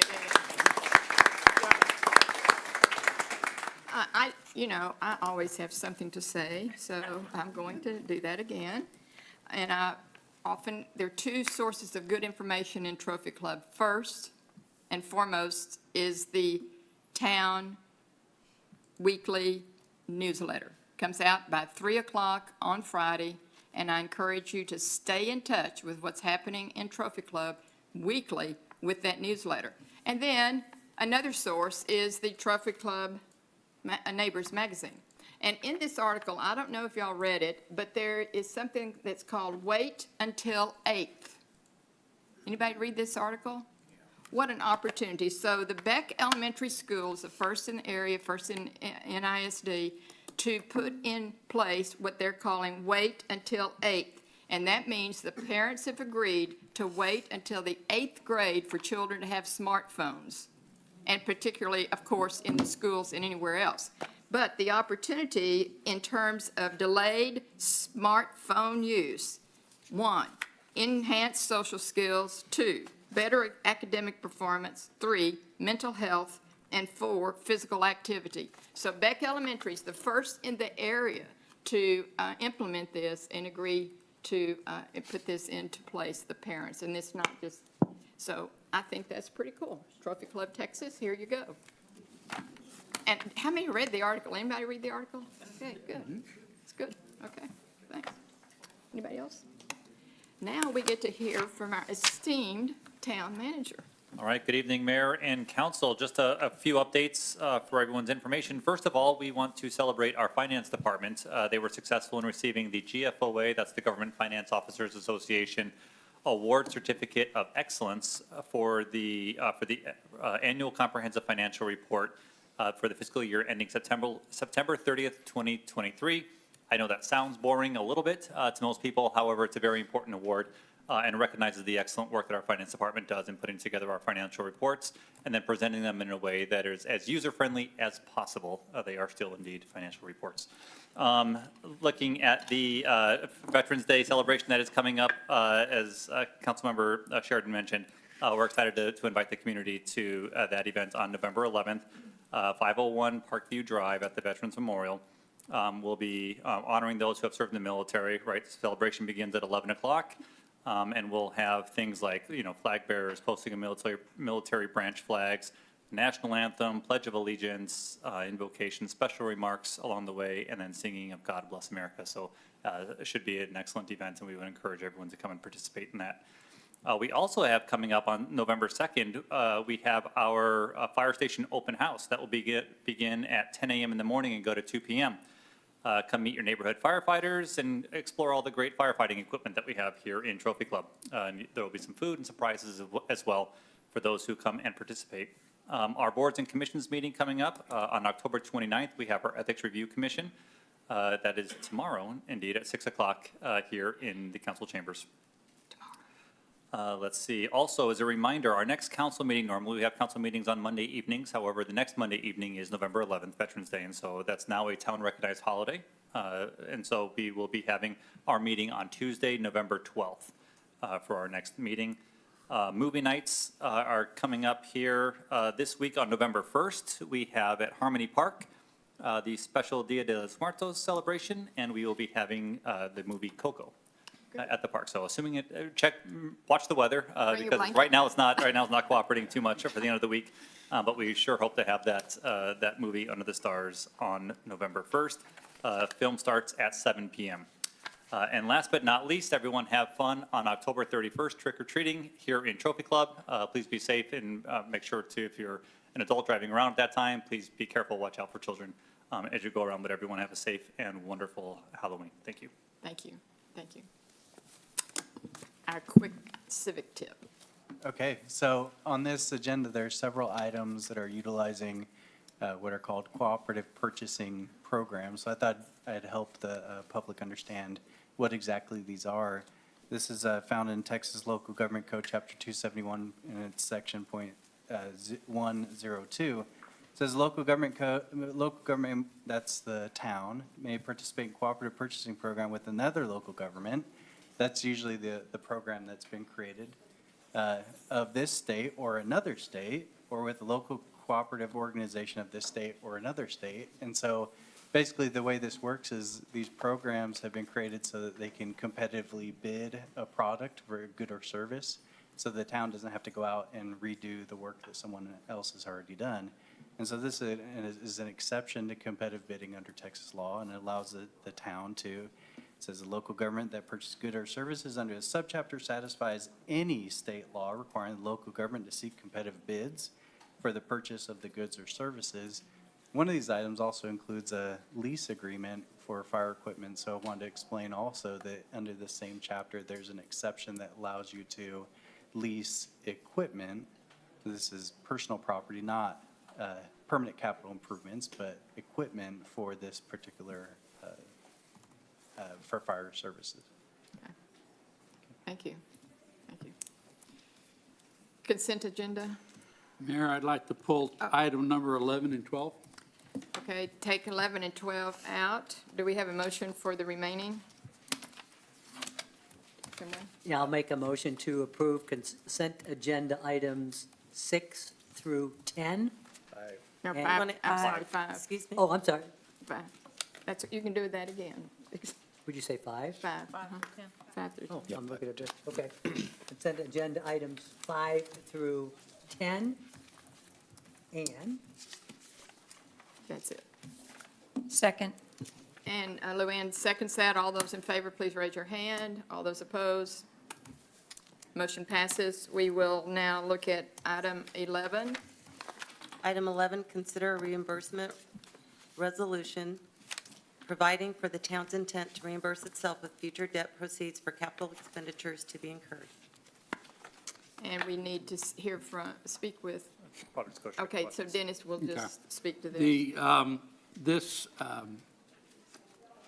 I won't talk about the CIP program because I probably have the wrong date and I'm on the wrong one. I got too many volumes of that. But this item here is a part of the debt financing plan, which I voted for. It's it's in the 2025 budget, and it's also part of the CIP program, and we also have a debt policy. What's different about this is allowing the town to spend the money before the bond's issued. So the bonds will not, correct me if I'm wrong, will not be issued until sometime next year. And I haven't, and so I'm going to be against this because I don't want to spend the money before we have it.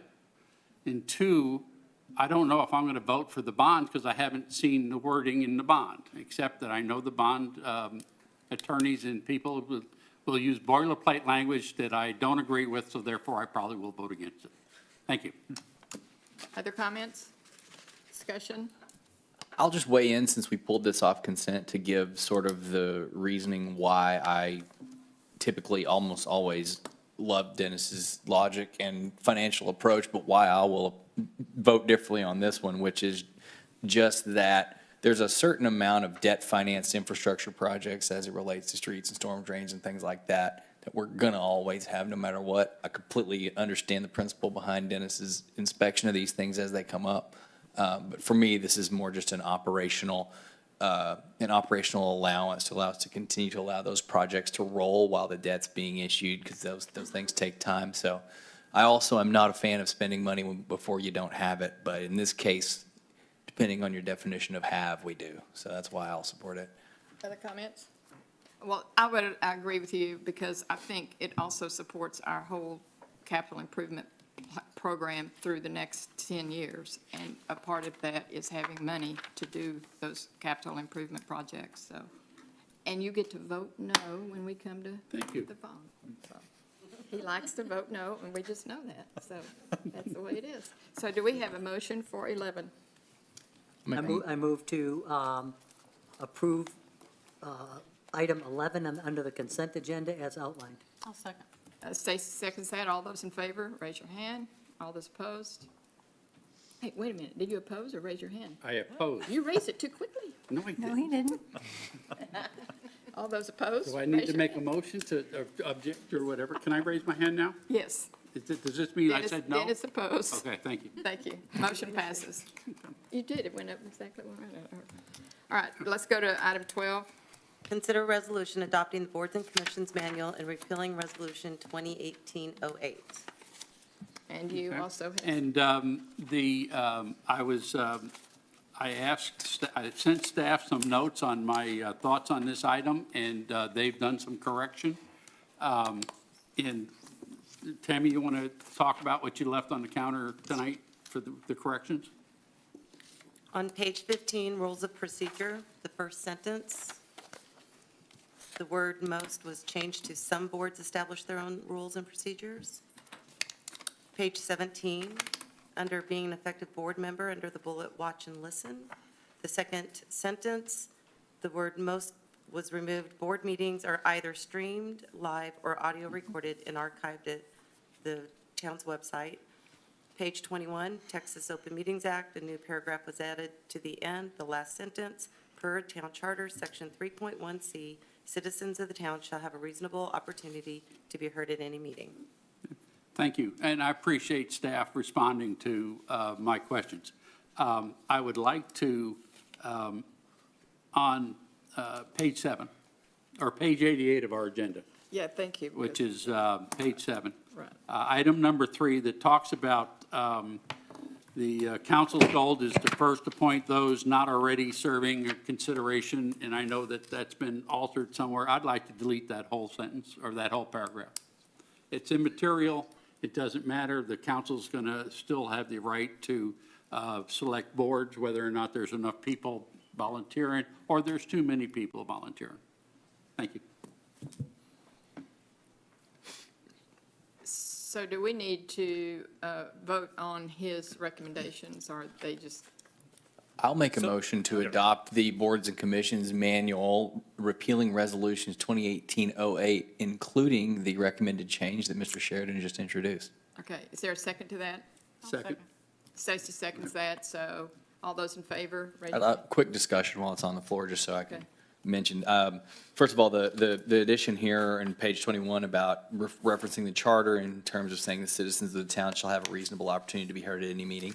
That's an easy add. I'm glad that that came up. I mean, that just is, it's good reading for, it reinforces our whole purpose behind a lot of the ways we run our rules and procedures anyway, that aren't necessarily in that packet. And then in terms of the paragraph that you recommended removing, I actually did also talk to Brandon last week about how it was easy to misinterpret. And so I maybe think it's easier to just strike it. I don't think it's doing a lot of work in the manual. Okay. Any other discussion? All right. Did we vote on this? Not yet. Okay, Motion all on those the in floor. favor? Motion on the raise floor, yep. All those opposed? You're opposed? I am. Okay, Steve opposes. Motion passes. All right, let's go to the next item.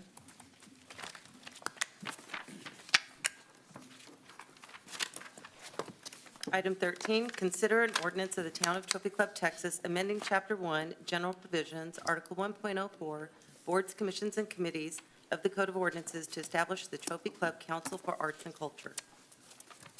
Good evening, Mayor and Council. I'm excited to bring this forward tonight.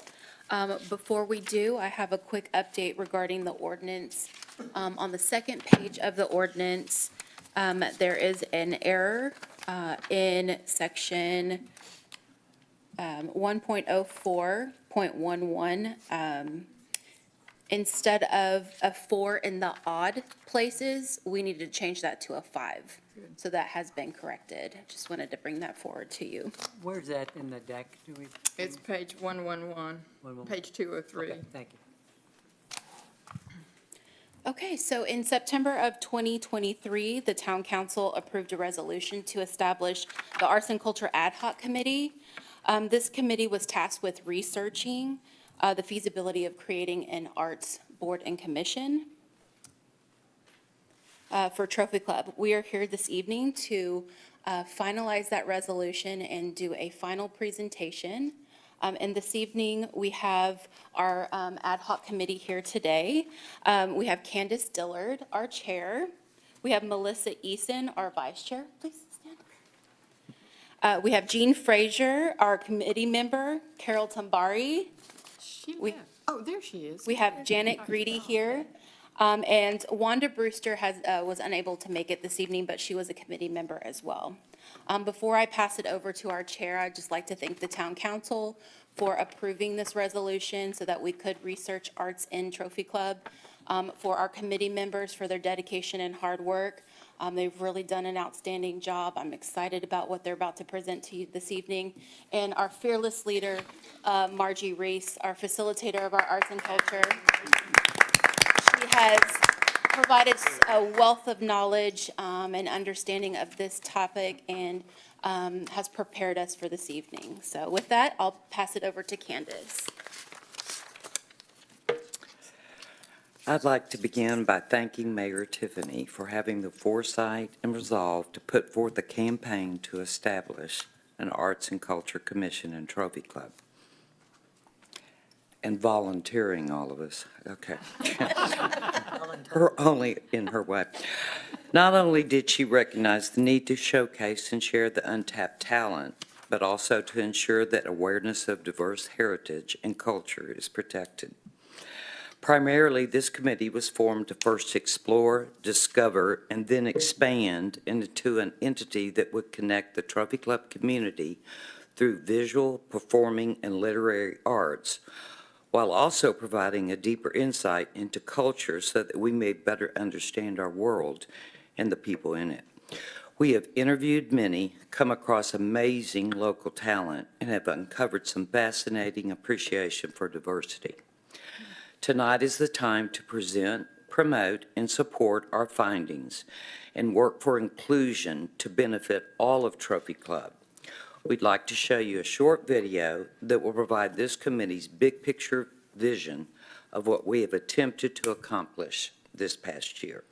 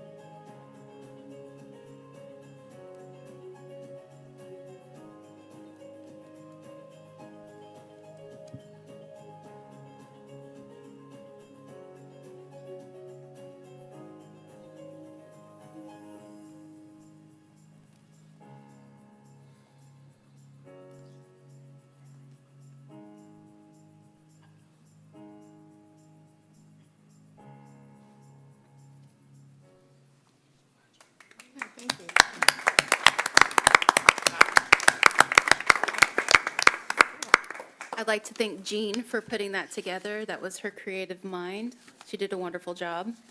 All right, and I'm going to bring up Margie Reese and Melissa Eason to talk about our summary statement and our recommendation. Thank you.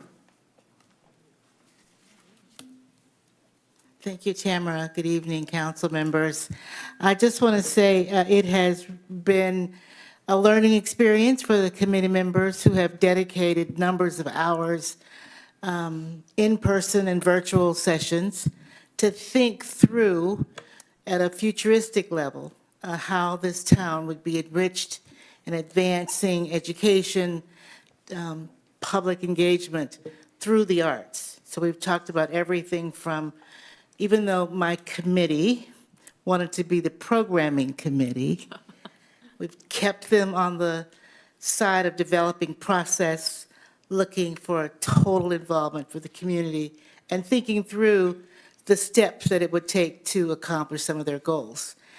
So I do think that with the, congratulations on with the addition of the community center and engagement with the education community, and just thinking through how Trophy Club will evolve over the next 20 years, or the next 30 years, when it does include creative enterprise. The artists that live here are spectacular. The conversations that we've had with the public and education community and neighbors has all led to this proposal that's before you tonight, to formally create a body that will consider, in partnership with city departments, with the town manager, that will consider how to enrich the lives of the residents and the visitors to the center, the economic impact that the arts brings into communities, as well as strengthening the academic work that young people have to do in their classrooms. So I am turning it over now to Melissa to talk a little bit more about this, but I assure you that Trophy Club has what it takes to create a solid, sustainable arts council. Oh, thank you. I don't know how to follow up on all of that, except thank you all, and Mayor and Brandon for bringing this all together and creating this ad hoc commission for this. I think based on what everyone has, what we've worked on and the presentation and everything that we're putting forth before you, I think we could actually be a beacon to other small towns to pull together something like this, and we could actually show this. We've spent time in Wichita Falls, we've gone to other towns, we see what they do, but they're in a larger capacity, and there's a lot of small towns here in Texas that I think could learn from this. So we really appreciate a chance to showcase this. Thank you. So with that, we're proposing tonight that the Arts and Culture Ad Hoc Committee recommends adopting being a Trophy Club Council for Arts and Culture. And with that, we'll answer any questions that you might have. Open for questions. You'll ask I'll make a motion. Tim, I have questions. Go ahead. Okay. I support the arts, and I support the group, and they did a fantastic job. I have two things. One, this is put out as an ordinance, and this is put out into our Article 1.04. Article 1.4 is currently empty. There isn't anything in there. All our boards and commissions, and Brandon, maybe you can explain it better, need to be put in there under a specific ordinance. I'd like to recommend that this be a resolution, and that when the correcting of all our boards, commissions, and everything as a whole be put into the ordinance all at one time. That's one. Two, I didn't like the word council, but that's been told, who cares? It's not a big deal. Well, we're a small town. We're not a big place, and we have one council, and that's the town council, and this should be a board. Thank you. further discussion? I have a question. Okay. What funding do we have available currently for supporting this? We have the HOT Fund currently, and that's something that we'll be utilizing for this type of committee. Yeah, as of right now, we haven't established a budget for this particular group. After the group is formed, we'll work with them to develop recommendations related to programs, budgets, things like that, that would come forward. And I would imagine, because of the timeline between now and the next fiscal year, we'll probably be coming forward with a version of a budget amendment request in the middle with ideas for how those dollars can be used within the arts programming. But hot funds, the hotel occupancy tax funds is the source of funds that we would look to support something like this. That's actually leads to a great question that can clarify. There is obviously potential expenditures on programs associated with what the board may come up with and propose. However, as a board, they won't have an operating budget. We have, like, EDC has a budget and so on. That won't be the case here. It'd be more along the lines of operating the same way the Parks Board does potentially, which is bring something forward and then we discuss. And in addition to that, there are resources in the atmosphere out there in the state and national. And if you'll turn to page 6, you'll notice that the Texas Commission on the Arts, Texas Commission on the Humanities, those are different sources that the council can go to seek funds for their projects. So you're in grants, and again, by the way, tapping into your own regional resources, individual, personal resources. So but it's the projects or whatever you choose to do is going to direct what you need financially. Correct. Other comments?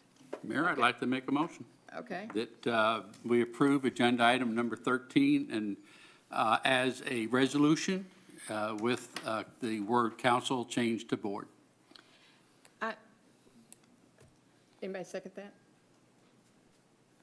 No second. I'm going to discuss that. Would you please respond to his comment regarding resolution to ordinance, please? Sure. So, well, and Dean can also help with this one, but the act of establishing a board commission is typically done by ordinance. It is true, there is a section of our code of ordinances that's titled, I believe it's called boards and commissions. Then you go in there and there's nothing in there. I believe in history there used to be items there, then they were kind of separated out into different sections of the ordinance. So they are in ordinance form two other places. They're just different locations. We will be kind of undertaking an effort of trying to commingle all of that back together, putting it into this boards and commissions section so that it's clear to the reader where to find this information. I wouldn't expect the numbering sequence of this particular ordinance to remain in effect forever. We'll probably renumber it as we're putting all of them back together. The contents themselves will remain the same, but we'll probably reorder the boards and commissions as we put them back into one section at the end. So Mayor, what I'm doing is saying, hey, prove it, make it a resolution, and then when we get to combine everything all in one logical method to do it, it's called boards, commissions, and committees reserved. Okay, so, But you because an aren't, ordinance. you aren't under any obligation to put them all in at one time for it, as we go through that. That's, our recommendation is that you do it as an ordinance, put it into the ordinance itself, and then we'll go ahead and work on adding the rest of them in as we complete that work. Okay. Other comments, discussion, motion? You want to go ahead?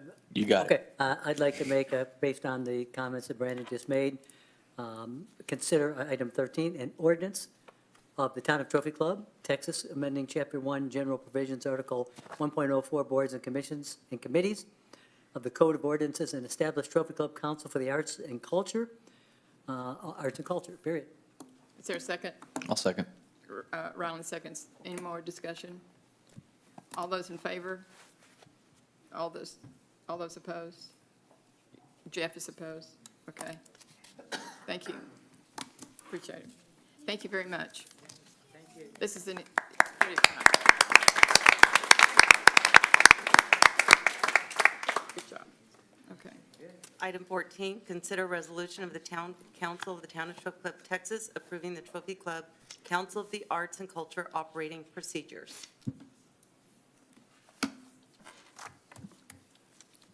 Mayor, I'd like to make a motion Yes. that I propose the resolution of the Town Council of the Town of Trophy Club, Texas, approving the Trophy Club Council for the Arts and Culture operating procedures. Second? Second. Second. Steve Flynn seconds. Is there a discussion? All those in favor, raise your hand. All those opposed? Jeff opposes. Motion passes.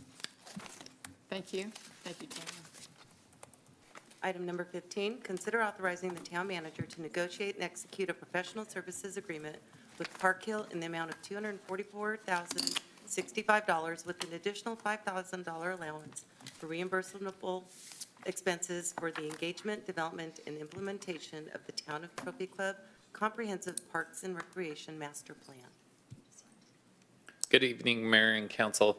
I'm very excited to be standing before you tonight to bring this before you for consideration. As you know from the agenda packet, back in January, the town undertook developing this strategic plan to help guide us throughout. And, you know, there's been many hours of that, of laying out how we want to be as a town in the future, but also how we want to build greater involvement within our parks and recreation system. And one of the focused areas was on that promote quality life, which I love because I feel that really embodies parks and recreation, and what we do to serve the community is about uplifting the quality of life that we have through our programs and our services. And one of those things that are a very important foundation of that is to have a clear and clear plan that has community input of what they'd like to see for themselves, for their children, grandchildren, for their pets, as far as amenities and goals for the future to improve those areas. And that's where we get to the master plan. One thing that I do want to bring up on this before I get into the specifics of it is there's a couple of different things that you see from your standard community Parks and Rec master plan, which once you establish that plan, it allows you to be able to be eligible for different grants, different things through Texas Parks and Wildlife that they funnel through from federal funds. And so we're establishing that, but we're also taking the opportunity to not just look at our parks, but to look at as our department as a whole, of looking and analyzing our recreation program plan and looking at cost recovery of what are our goals as an organization to make sure that our Parks and Rec department is sustainable and that we're able to provide those services not at a reasonable cost, but also as a service and be able to help our community. And we, as a staff and council and community, can look and see what those goals are. And so that's another aspect of this plan. But just as the proclamation was tonight about Arbor Day in Texas, is also looking at how can we make our parks the most sustainable parks, but also aesthetically pleasing when we go from one area of the community to the next. And so all of these are jumbled into this beautiful document that we're going to create over the next year of looking at comprehensively what do we want our Parks and Recreation department to look at, to develop, to enhance, and to provide for our community. So getting a head start on looking at getting the funding where we are tonight. In August, we released an RFQ that put out to the businesses a large scope of activities that we want to happen within this plan, which is detailed out in the document you have tonight. And one thing that I was very grateful for is, you think you're doing good when you have at least 3 that bid on a project. You're doing great when you have 5. But when you get 8 national companies looking at Trophy Club Texas and want to be a part of that future growth because of what we've heard from communities about wanting to see with this plan, it was a pleasure to be able to get a committee together that was made up of park board members as well as city staff to evaluate these companies. And in essence, out of those 8 companies, we narrowed it down to 4 companies that we brought for in-person interviews. The reason why the in-person interviews were so important for us is that we're not talking about a process that's going to be done in 6 weeks. And it's not going to be your coffee table reader. This is going to be an actual document that is going to help guide our direction for the next 10 years. So we wanted to interview these firms and really find those those individuals that buy into our vision, but also that we can develop a relationship with, because we're going to be engaging not only with them, but with the community members. And one thing my grandmother always said was that you always bring the best of your best friends to my house, and I will treat them like family. And that's really the approach that we took with this, is finding that group of individuals, that team of individuals that we're inviting in as our family to be a part of Trophy Club for the next 12 to 14 months as we go through this process. So with that, looking through all the scoring and the interviews, it is my pleasure to introduce Chad Davis. He is a principal with Park Hill, and he has a short, condensed presentation that he gave to the full committee. And once he finishes and introduces his firm and what they're going to be working on with us, then we'll open it up for questions.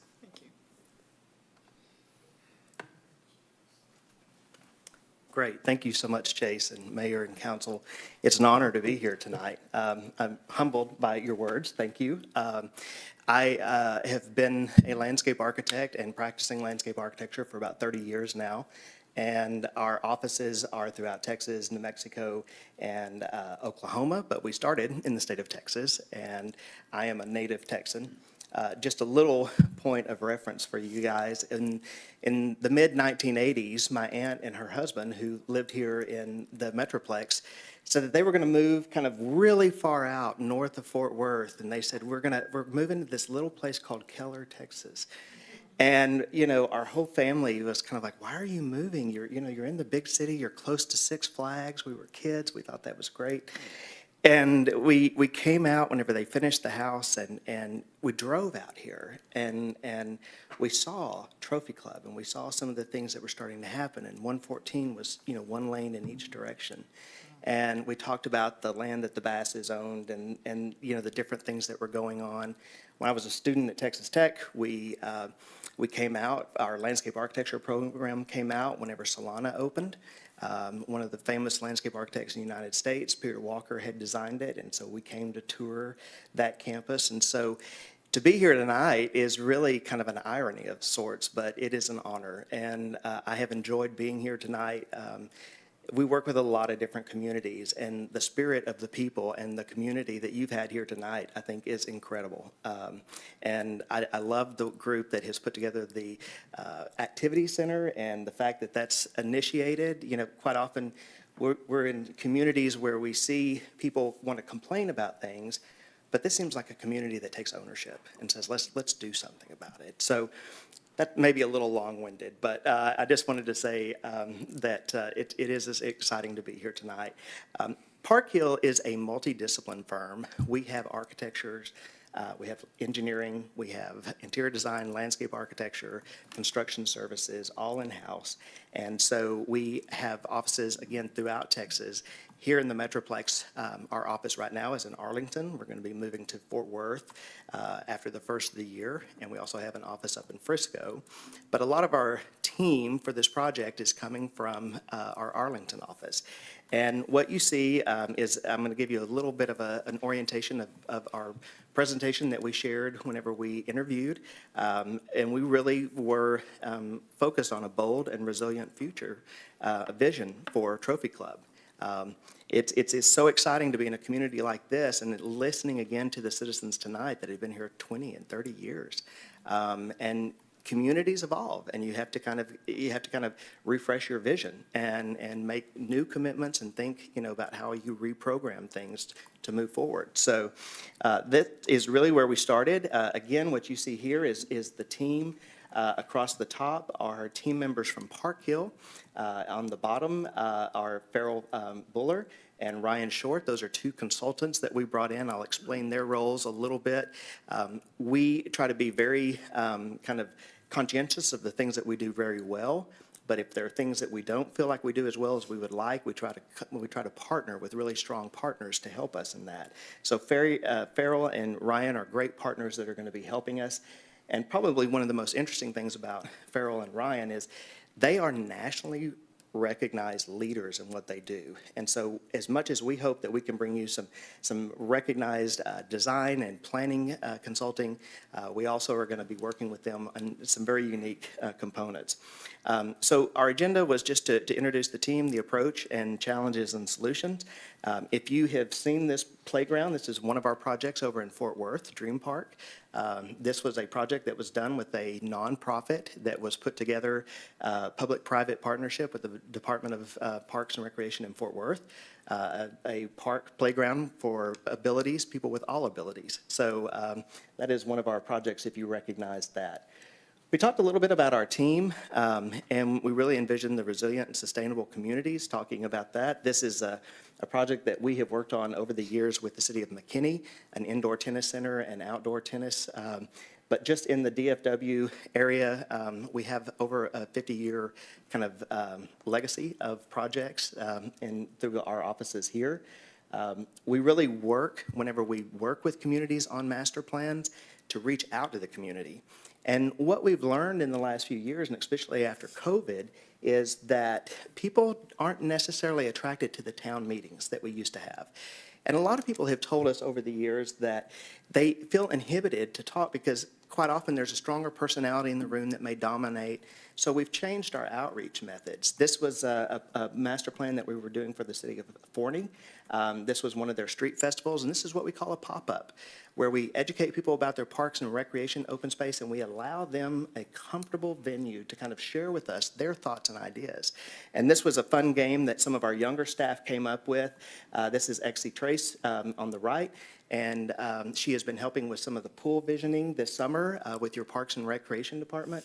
Exie's incredible. She created a game called Parkopoly, and you got so many pieces of Skittles to vote on what you thought was most important. And so this was at a festival and really brought families and people of all different areas and everything in the city together. And this is how we really kind of reach out. These are some of the unique kind of things that we use. Techniques that we use. Talking about local presence, we did mention that we have 13 offices in the tri-state area, if you will. We have about 607 people in our firm at this point, and about 123 of those are in the DFW area. Our team, of course, is Park Hill. We are what you might call the prime consultant. Civic Brand, that was Ryan Short, is on our team.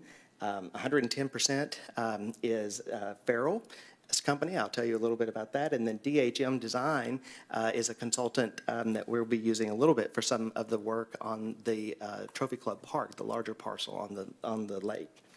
So our approach is really to first listen and to first really gather information. When we talked about Ryan Short and Civic Brands, if you look them up on the internet, is one of the leaders in helping communities reach out in innovative ways to their constituents. And so they are a lot of our public engagement consultant, and they have some very unique tools that we're going to be using to reach out to your community.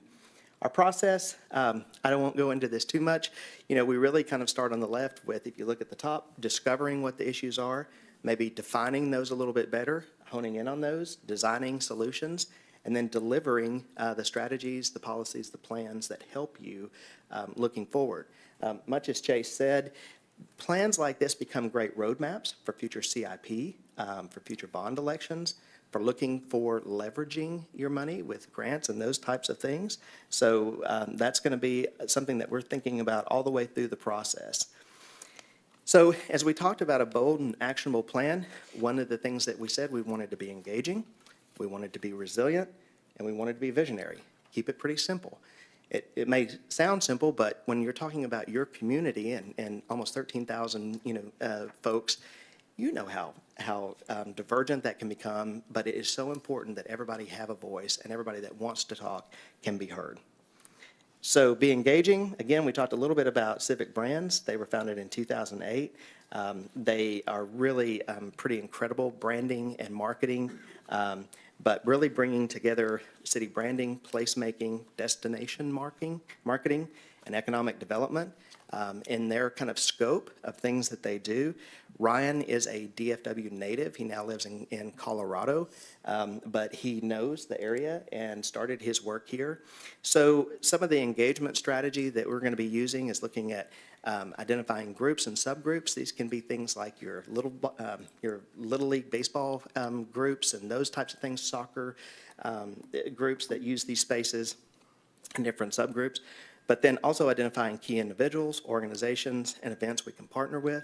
Monitor who we have and haven't heard from. We'll be looking at statistics to make sure that we're getting that spread across all demographics of Trophy Club.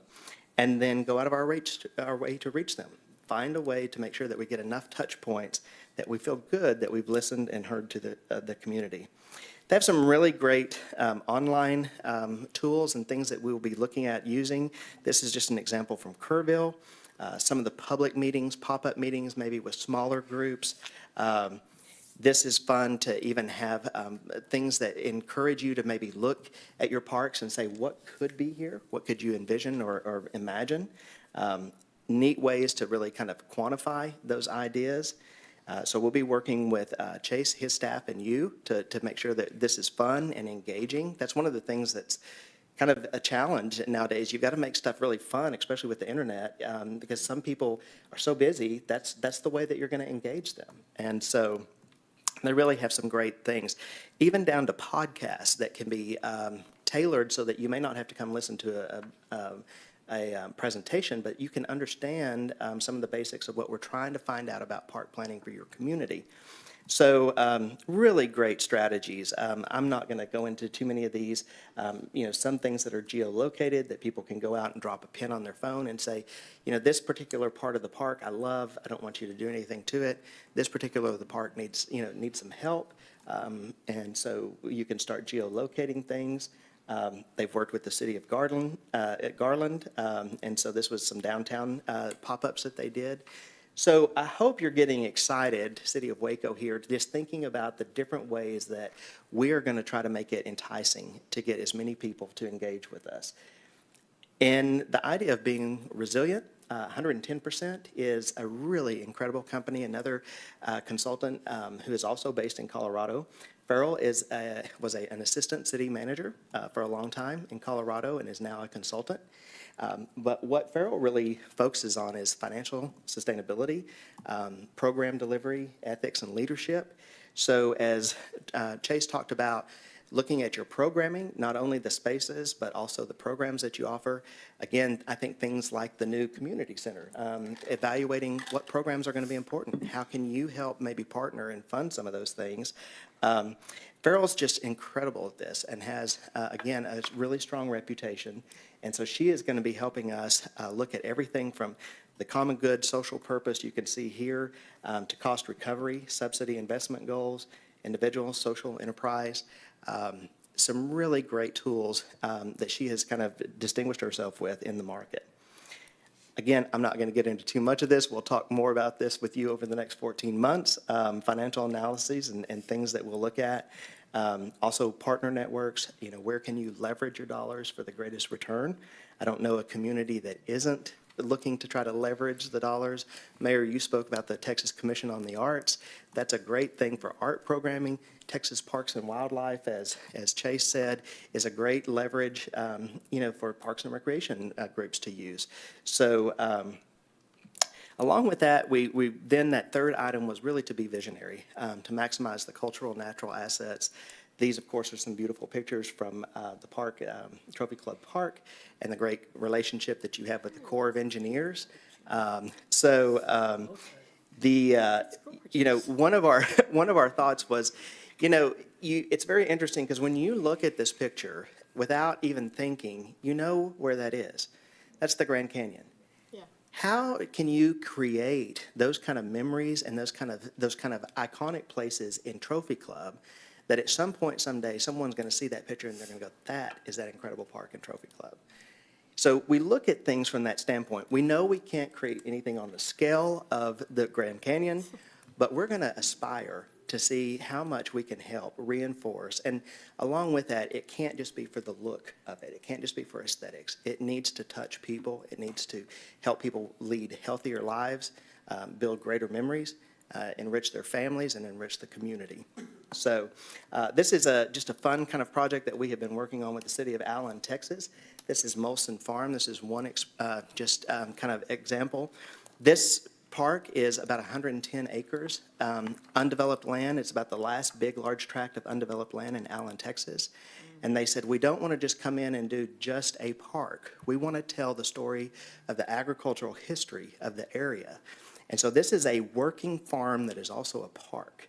And it would be in collaboration with Texas Parks and Wildlife. It would be in collaboration with the Agricultural Extension Service, gardening, teaching urban children where their food comes from, allowing them opportunities. And also, you can still see even some open spaces that they can still have soccer practice. They can still have a lot of the kind of active things. And this was an award-winning project for us, and we're now starting to help them kind of plan this into their CIP, and we've started on some of the first trailhead projects in the park. So again, our commitment, really looking at engagement, resiliency, and being visionary. And with that, I hope that I haven't gone too long, but I'm happy to answer any questions. Again, we're honored to be here. We are excited to be a part of this next kind of chapter in Trophy Club, and I'm excited because, again, I think of coming back out here in the 1980s and watching this area grow over time and really getting to think about how special and exciting this is to be able to look at your community going forward. Thank you. Don't go yet. Oh, I'll stay. I'm happy to answer any questions. Anybody? No? Well, I would just like to say that it's always fun to see these nice big projects like this one in Allen.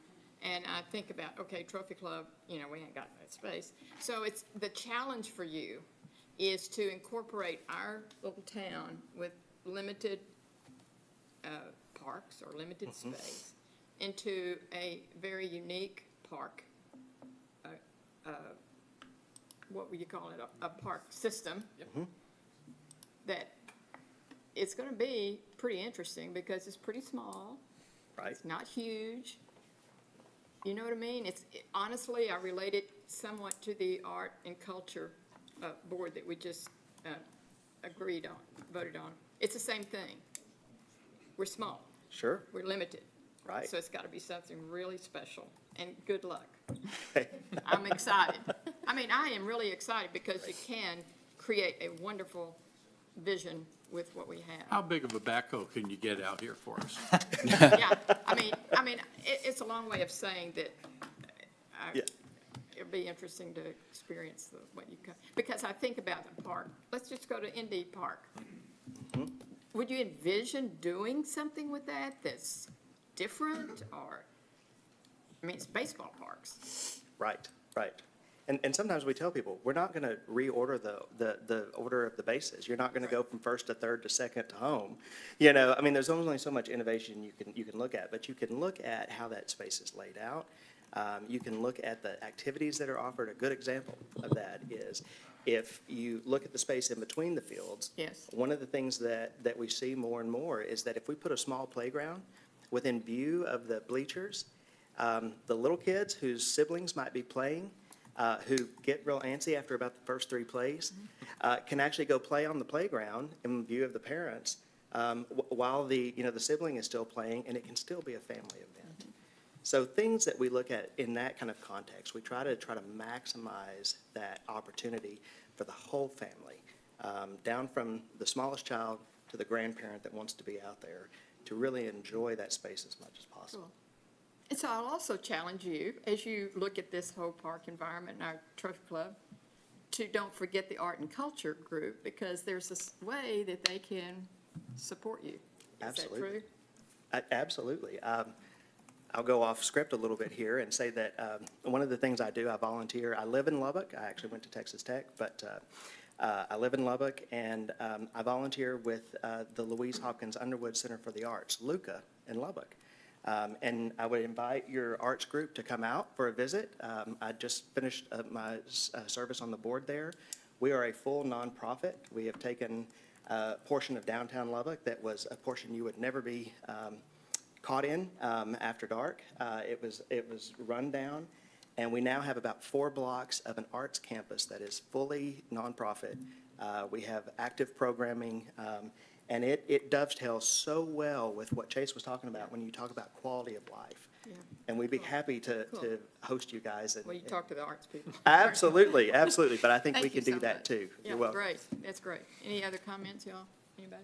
I'll just, in terms of, to staff, I know this is a big ticket item.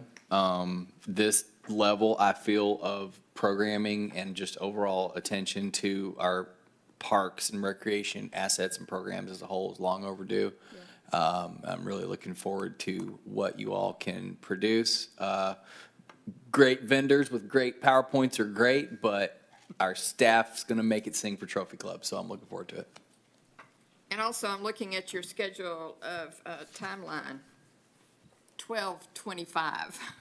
I mean, so it's a whole year's project. I just want us to keep that in mind. This is not a today thing. It is all year cranking this out, so. Okay.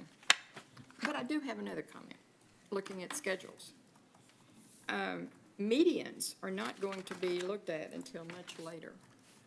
So when you think about the entire scope of the project, the medians are, in our town, one of our major Yes. utilized parks.